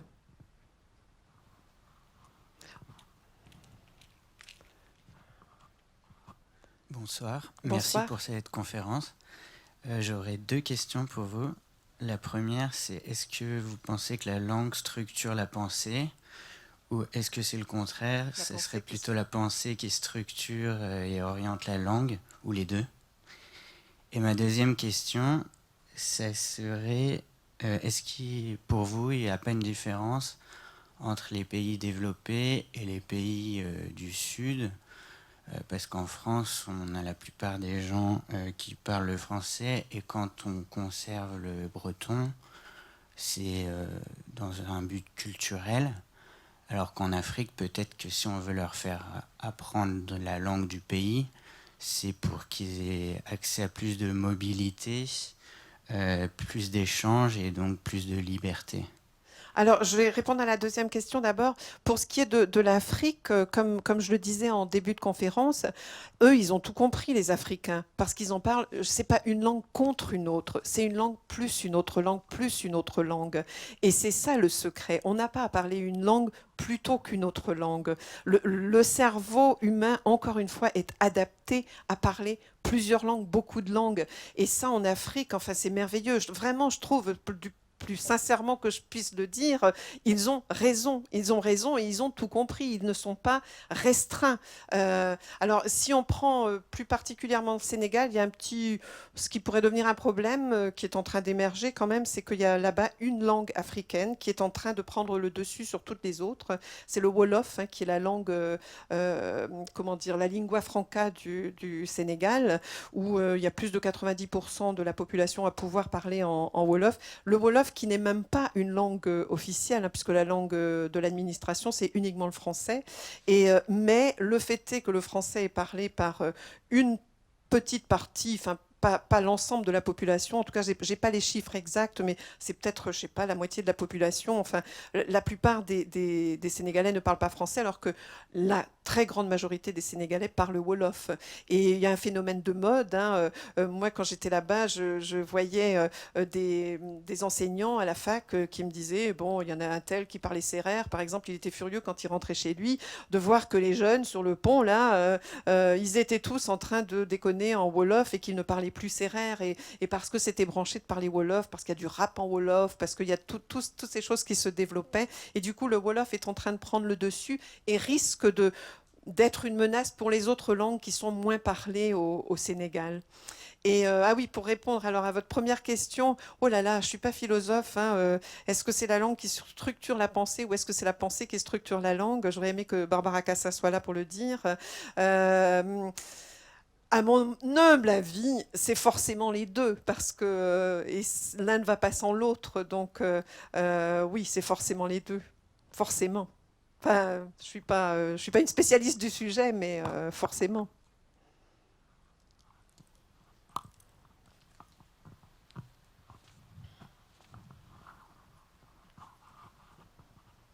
Bon, c'est un peu un témoignage pour ma part qui vient de Bretagne, mais comme on se connaît un peu, Rosen. Moi aussi, j'avais rencontré mes grands-parents. Mon arrière-grand-mère a porté le symbole.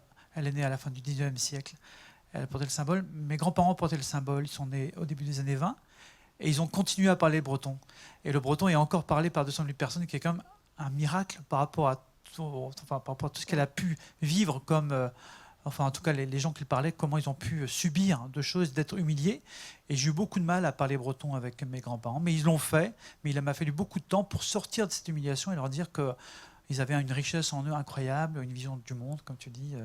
Voilà. Et quand j'entendais le monsieur qui était le petit roi, on peut dire ça comme ça, je voyais au lieu de bron, breton. Et c'est là, je découvre, je ne savais pas que le mot symbole était employé à travers le monde. Oui. Pour moi, je l'ai entendu tout petit avec mes grands-parents. Je pensais que c'était uniquement pour la Bretagne. Et je découvre des gens du monde entier qui utilisent ce mot-là. C'est quand même quelque chose de très très fort. Et je me demande bien aussi, je m'interroge sur mes grands-parents. Et ils me le disaient eux-mêmes. Ils disaient, mais je ne comprends pas. On nous interdisait de parler breton, et après on allait au catéchisme en breton, ils ne comprenaient plus rien, quoi. Comment tout ça se mélangeait. Ils me disaient, mais comment ça se fait que dans un endroit on avait le droit et dans d'autres endroits on n'avait pas le droit. Mais le fait est qu'ils sont morts il n'y a pas très longtemps, et jusqu'à la fin de leur vie, tous les deux, ils ont continué à parler en langue bretonne, qui était la langue aussi de leur milieu social et de leur environnement agricole. Et moi, qui n'étais plus de ce milieu-là, ils considéraient que je n'étais pas légitime à parler de cette langue. J'y suis arrivé à la fin de leur vie. Oui, on est de la même génération. Hein. J'ai vécu exactement la même chose avec des parents que je n'ai jamais vus parler autre chose que le breton ensemble, qui n'ont toujours parlé que breton, qui ont appris le français à l'école et qui n'ont jamais voulu le parler avec leurs enfants. Enfin, mon frère, étant un homme, il allait au champ, donc on lui parlait plus facilement en breton. Et on dit que le français est venu beaucoup par les femmes. Et moi, on refusait de me parler en breton. Et à un moment donné, quand j'ai décidé de le parler, je le savais forcément, puisqu'on parlait que ça autour de moi. Et quand j'ai décidé de le parler, ça a été la crise à la maison. Mais ça a été la crise chez moi, comme chez tous mes copains. Enfin, ça a été pareil. Et ma mère, à ce jour, elle est encore vivante. C'est très compliqué pour moi de parler en breton avec elle. Je parle en breton avec tout le monde, mais avec elle, c'est compliqué. Et elle m'envoie promener. Mais tu m'emmerdes avec ton breton. Et alors là, elle m'envoie promener. Hein. Et ça l'agace forcément parce que, comme tu dis, ils ne comprennent pas, quoi. Ils se sont fait violence pour ne pas parler leur langue maternelle à leurs enfants. Et la langue, c'est quelque chose qui est le plus intime. Et on imagine comment une femme avec son bébé n'est pas autorisée, ne s'autorise pas à parler sa propre langue à son enfant. C'est très très violent de se convaincre qu'on doit parler une langue étrangère à son enfant. Et après, alors 15 ans plus tard, la sale gosse qui revient et qui dit bah non, pourquoi vous m'avez pas appris le breton, je veux le parler le breton. Et là alors, en gros, c'est comme si on les accuse d'avoir mal fait quelque part, de s'être trompés, de s'être plantés. Donc ils se sont fait violence une fois pour nous parler français, puis après ils devraient se refaire violence pour nous parler breton, alors qu'on leur a dit que c'était mal de parler breton. Donc c'est une génération qui a quand même été assez traumatisée par tout ça. Et ne pas transmettre sa langue maternelle, encore une fois, qui est la chose la plus intime qui soit. Imaginez si vous tous qui êtes ici, si vous avez des enfants, si vous étiez obligés d'élever vos enfants dans une langue qui n'est pas la vôtre, c'est quand même, oui, c'est un traumatisme quand même. Oui. Bonjour. Je voudrais quand même rendre à César ce qui est à César. Personnellement, je suis né à Nice et je parlais quelques mots de niçois, comme ça, bon, puis c'est tout, quoi. Et ensuite, je suis allé dans d'autres pays et je parle très bien l'anglais. Et dans mes voyages, le fait de bien parler l'anglais m'a permis de me débrouiller dans tous les pays.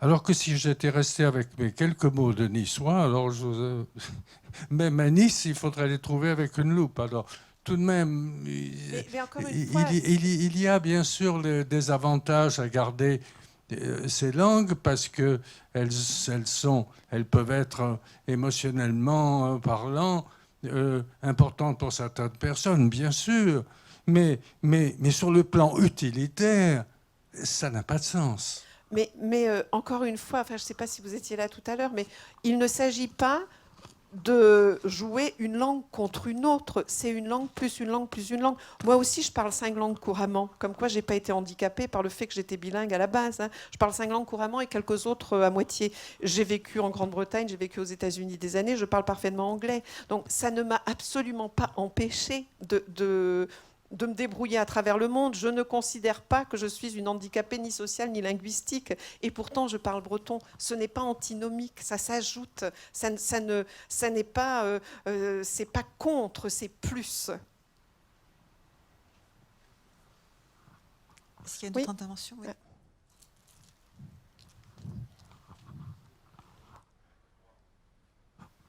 Oui, merci pour cette très belle conférence.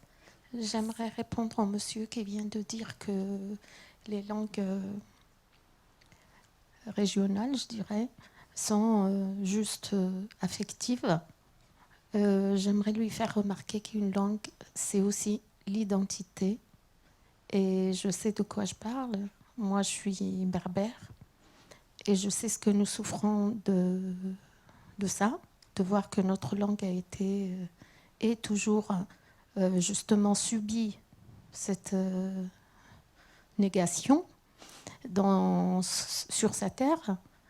Et beaucoup de gens sont morts justement pour que notre langue ne meure pas. Mais malheureusement, le titre de la conférence répond, et ce que vous venez de dire répond. C'est ce que j'ai retenu, c'est ce suicide linguistique que nous vivons en Afrique du Nord, qui est justement les parents, surtout ceux qui sont dans les villes, laissent tomber, ne transmettent pas leur langue pour faire comme tout le monde. Est-ce que moi j'aimerais savoir, est-ce que vous avez jeté un coup d'œil justement sur cette problématique du Tamazirt en Afrique du Nord, et est-ce que vous avez une idée de comment ça risque d'évoluer? Ouais, je suis pas Madame Irma, hein. Mais on a sur notre site, on a quelques interviews en tamazirt, effectivement. On a une fiche, des fiches sur les langues, sur le berbère. Dire comment ça va évoluer, c'est pas à nous de le dire, c'est aux berbères de se battre pour que ça. Et je sais que c'est difficile, d'autant plus que vous faites face à une de ces très grandes langues, enfin grande dans le sens de très répandue, qui est l'arabe. L'arabe, c'est comme l'anglais, c'est comme le français, c'est des rouleaux compresseurs, et lutter contre ça ou tenir contre ça, c'est pas facile, mais c'est aux berbères et bon, ce qui se passe en ce moment en Algérie, et quand même de voir tous ces berbères qui se mobilisent, ça fait plaisir. Enfin, ça veut dire que tout n'est pas perdu non plus.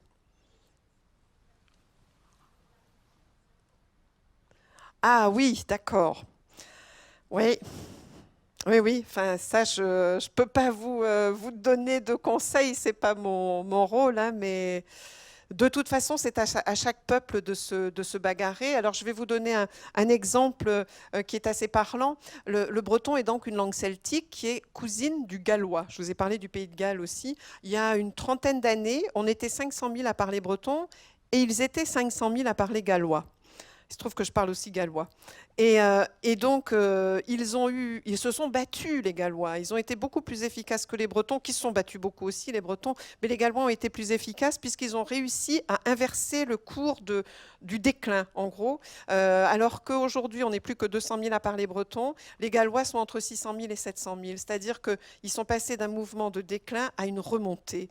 Et ils avaient beaucoup de choses pour ça. Les écoles en gallois, la radio, une radio tout en gallois depuis les années 70, une télé en gallois depuis le début des années 80, le gallois partout dans la vie publique, etc., etc. Et puis la transmission n'a jamais été rompue.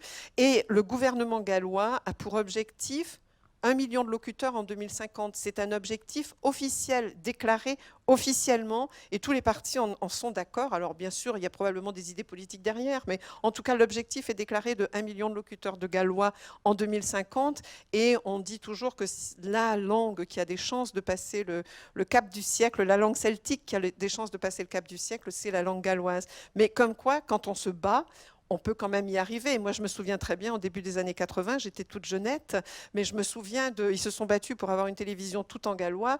Ils l'ont eu contre Maggie Thatcher. Et je peux vous dire que Maggie Thatcher, c'était du dur. Elle a laissé mourir Bobby Sands en grève de la faim en Irlande, mais elle a donné une télévision en gallois aux Gallois.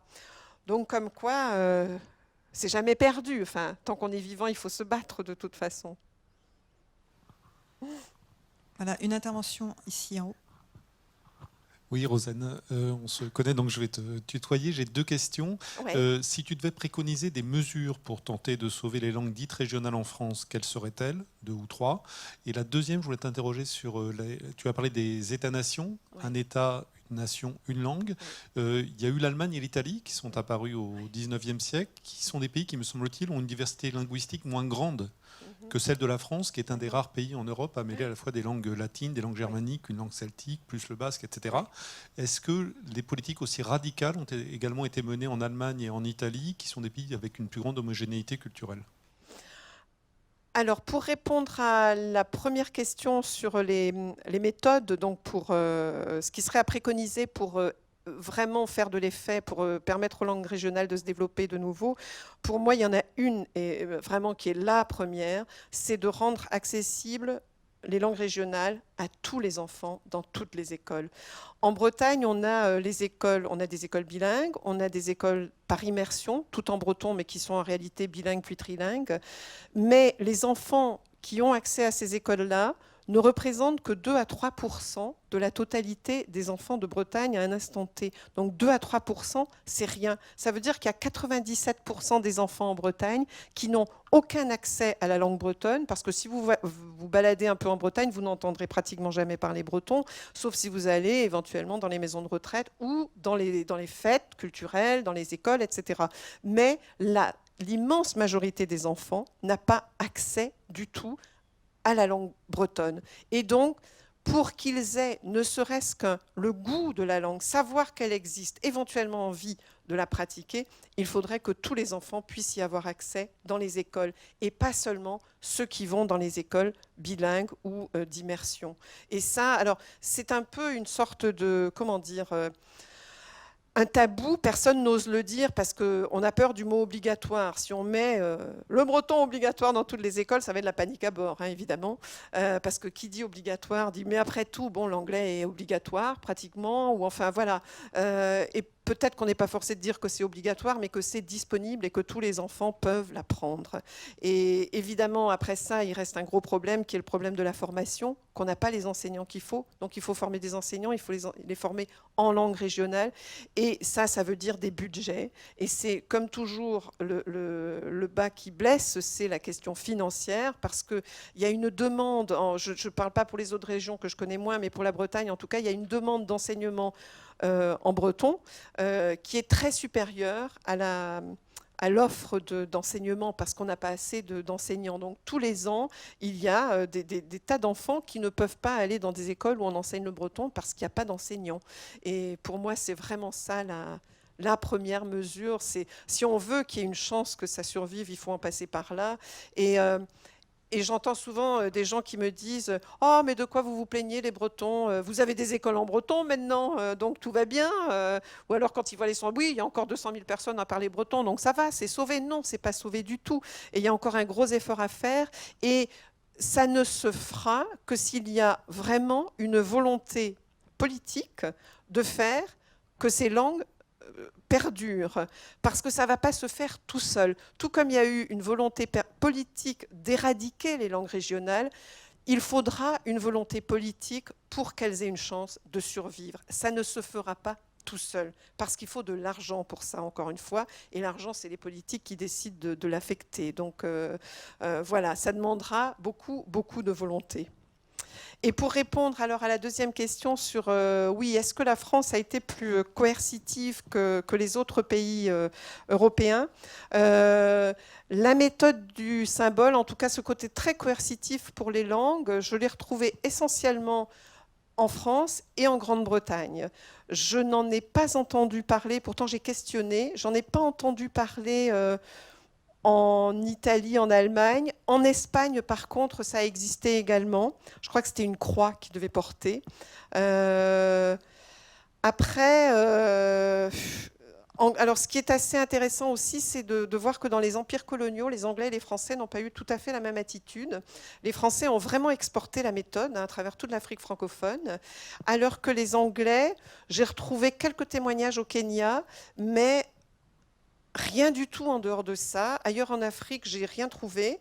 Et j'ai beaucoup questionné en Inde aussi, et ça n'a absolument pas existé en Inde. Donc, c'était peut-être une approche différente des Anglais aussi qui avaient la réputation, en tout cas, d'être beaucoup plus... nous, on est les maîtres et les autres... Enfin, voilà. Donc, on ne couche pas avec les esclaves, quoi, en gros. Donc, on leur apprend pas notre langue. Alors que les Français avaient cette idée de mission civilisatrice qui faisait que, eh bien, il fallait apporter la civilisation, donc la langue, au peuple qu'on avait conquis. Les Anglais n'étaient pas sur cette, je pense, sur cette ligne-là. Oui, je voulais donner un témoignage.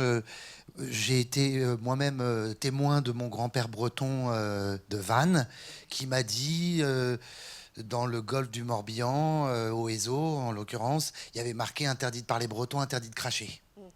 Donc, il n'y a pas eu transmission. Mon père ne m'a pas appris le breton. Ma grand-mère était de Lorient. Donc, je voulais dire ça. Bon, j'ai étudié à Rennes. J'ai vu qu'il y avait un renouveau du KLT et du Vantais, parce que j'ai vu des étudiants qui étudiaient le breton là-bas.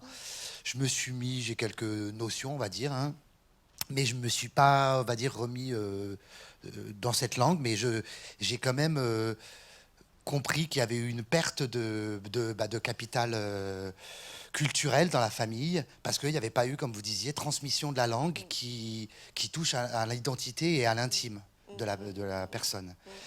En l'occurrence, je voulais parler que j'ai vu aussi en Irlande, qui avait ayant fait des séjours linguistiques avec mes élèves, j'ai vu qu'il y avait un renouveau des stages en gaélique. J'ai croisé des Irlandais qui venaient dans le même bâtiment où on avait des cours où je donnais des cours d'anglais à mes élèves, qui venaient suivre des cours de gaélique. Donc j'ai vu qu'il y avait un renouveau, en tout cas pour l'Irlande, ce que j'ai vu, de stages des jeunes Irlandais qui veulent se remettre en relation avec leurs racines linguistiques. Pour parler du Tamazir, j'ai vu, en tout cas d'un séjour au Maroc, qui avait une amie qui travaille au ministère de l'Éducation marocain. Elle-même est architecte, a rénové une école et a marqué en 3 langues, en français, d'abord en arabe, en tamazir et en français, l'entrée de l'école, pour une école publique. Mais j'ai vu que des écoles privées, notamment à Casablanca, ou dans la banlieue de Casablanca, offre des possibilités d'éducation en bilingue, en tout cas même en trilingue, c'est-à-dire en arabe, en tamazir et en français. Bon, je sais que l'éducation bilingue français-arabe est finie et a été enterrée au Maroc. Je sais aussi qu'il y a eu, comme en Algérie, une arabisation forcée dans les écoles.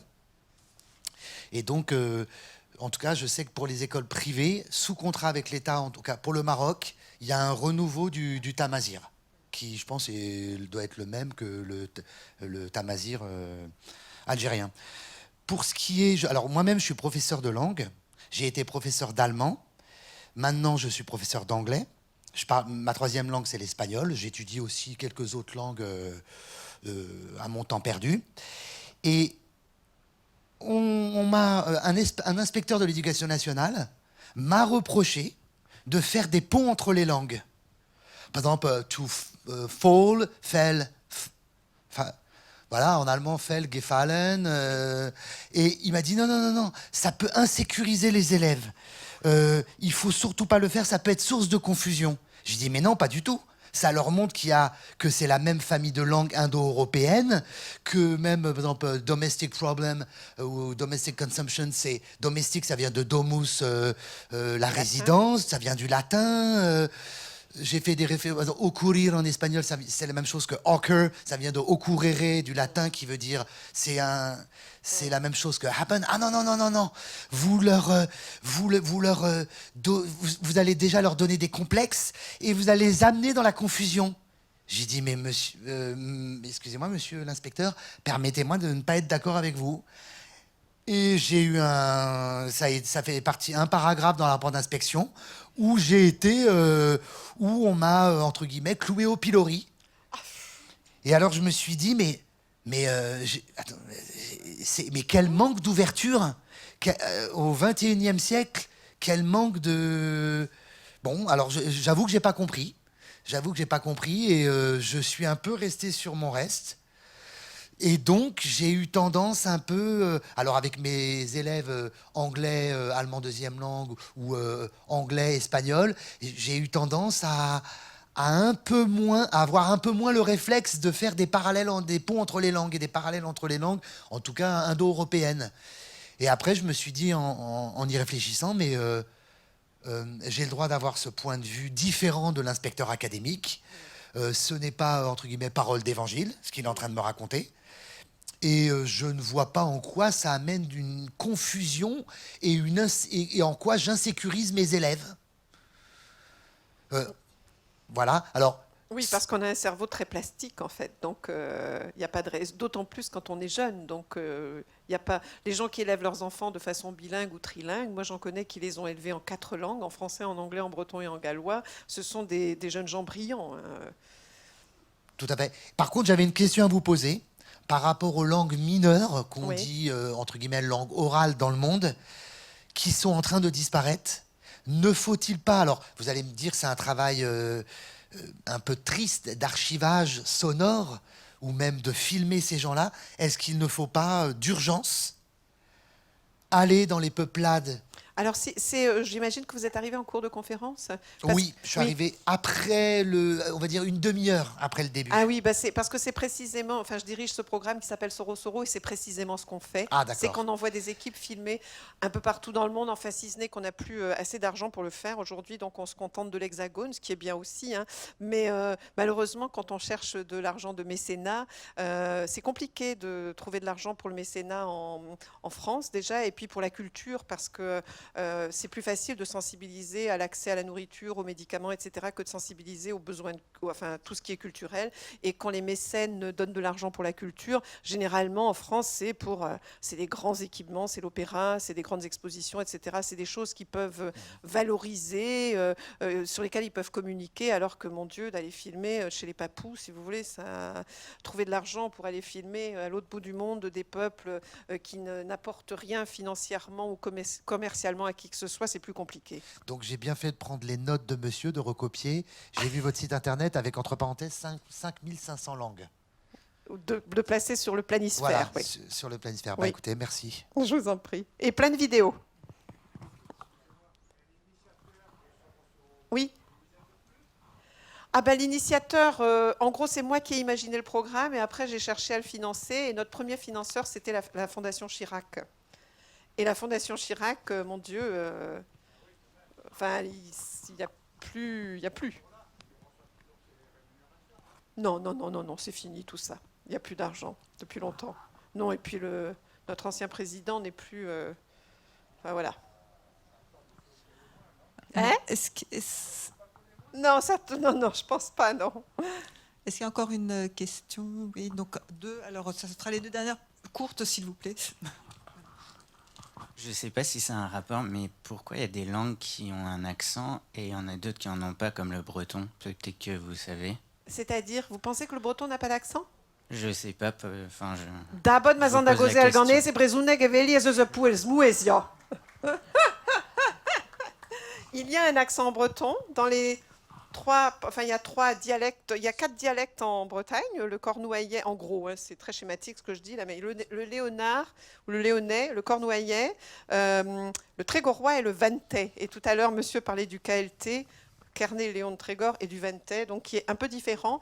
Les 3 premiers ont l'accent tonique sur l'avant-dernière syllabe, et le vantais a l'accent tonique sur la dernière syllabe, comme en français. Et en français, l'accent tonique est sur la dernière syllabe. Et d'ailleurs, en règle générale, on considère plutôt que c'est le français qui a peu d'accent, hein. Surtout le français très standardisé qu'on entend à la télé, où tous les accents sont gommés. Et j'ai parlé tout à l'heure, j'ai évoqué Philippe Blanchet qui parlait donc de l'anecdote de sa grand-mère à l'école qui se faisait punir à nettoyer les toilettes. Philippe Blanchet a écrit un ouvrage qui s'appelle comment est-ce que c'est déjà le titre? Halte à la glottophobie. Hein?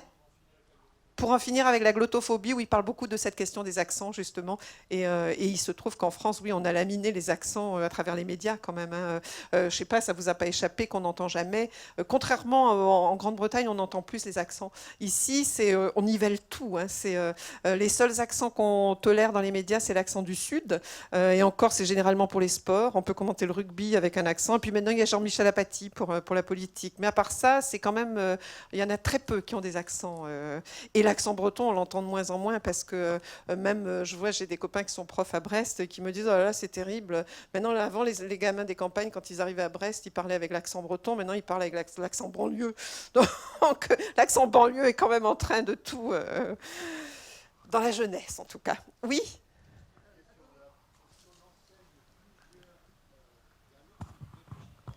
On ne vous entend pas, monsieur, comme c'est enregistré. Je vous demande de ne pas parler sans micro, parce que sinon, on ne peut pas enregistrer votre question. Voilà, et le micro était à une autre personne. Est-ce qu'on enseigne plusieurs langues bretonnes ou une seule?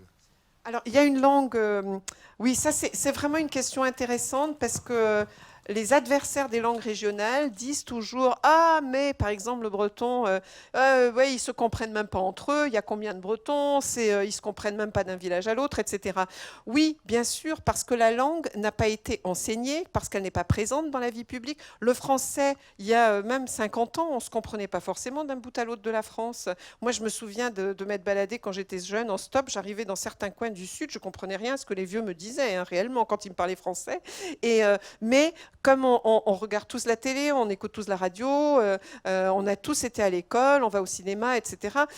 Les accents se sont, comment dire, on se comprend tous maintenant parce qu'il y a un français très standard, parce que le français des médias est complètement standardisé.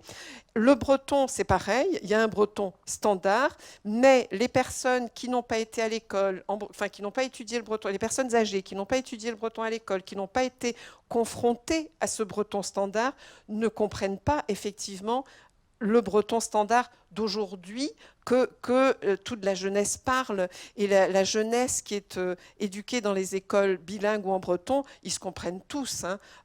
Mais moi, par exemple, si je vais dans le Vantais, en particulier dans le Vantais, parce que d'avoir l'accent sur la dernière syllabe, ça complique quand même. Moi, j'ai du mal à comprendre les vieux en Vantais, hein, je dois dire, même si je le parle absolument couramment, donc le breton, mais rendu en Vantais, j'ai un peu du mal.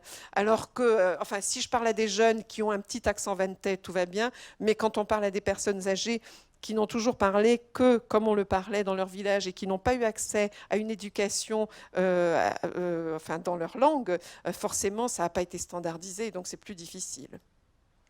Mais la question se pose de la même façon un peu partout, dans toutes les langues minoritaires. Quand elles commencent à être enseignées, il y a toujours la question des anciens et des modernes. Hein, c'est le même problème partout, quoi. Oui ? Bonjour, merci pour l'exposé. C'était terrifiant, hein. Franchement, je ne savais pas qu'il y avait des sévices pour quelqu'un qui parle sa langue maternelle. Eh oui, c'est étonnant. Hein. Oui, c'est... Alors, mais comme la France est en contact avec plusieurs peuples différents, par exemple, à quand l'école française, par exemple, va intégrer la langue kanak ou la langue des minorités de Guyane, parce qu'on leur impose le français. Pourquoi eux ne nous imposeraient pas leur langue eux aussi? Pourquoi il n'y aurait pas un renversement de situation en fait? À quand la France multiculturelle finalement? Puisque j'avais entendu Jean-Marc Ayrault quand il était Premier ministre qu'il fallait favoriser l'enseignement de la langue maternelle aux descendants d'Africains. Et Jean-François Copé a dit oui, mais Ayrault il a tort parce que ceux qui arrivent après, c'est pas ceux qui arrivent après, on va pas s'adapter à ceux qui arrivent après. Et donc je me dis, mais quand même, il y a vraiment de la violence. Oui. Et je pense que la France ne gagne pas à vouloir avoir une culture monolithique. Oui, oui, absolument. Et d'ailleurs, quand vous parlez de la Guyane, les problèmes scolaires en Guyane sont terribles dans certains endroits. Les problèmes scolaires et les problèmes dans la jeunesse, où il y a beaucoup de jeunes amérindiens de Guyane, c'est quand même le territoire français, qui se suicident. Il y a un énorme problème de suicide parce que justement, ils sont déculturés. On ne leur enseigne pas leur culture. Ils sont plongés dans une culture française, dans une langue française, etc. Et tous ces bouleversements font qu'il y a, un décrochage et un gros problème de suicide en Guyane. Et alors, pour revenir sur, je vais évidemment pas me mettre à critiquer l'État français, en plus je suis filmée, mais on me dit que la francophonie a arrêté, enfin vous connaissez donc le concept de la francophonie, a arrêté de considérer que la francophonie c'était imposer le français partout, mais que la francophonie désormais intégrait aussi les langues régionales, locales, enfin minoritaires de tous les pays où on parle français. Reste à voir comment ça se traduira dans les faits. Effectivement, parce qu'entre les déclarations et les faits, il y a parfois un petit décalage. Bien, on va s'arrêter là pour ce soir, mais on aura peut-être l'occasion de réfléchir à ces questions encore la semaine prochaine. Merci beaucoup, Rosanne Méline. Merci à tous. Kenavo Cantatro.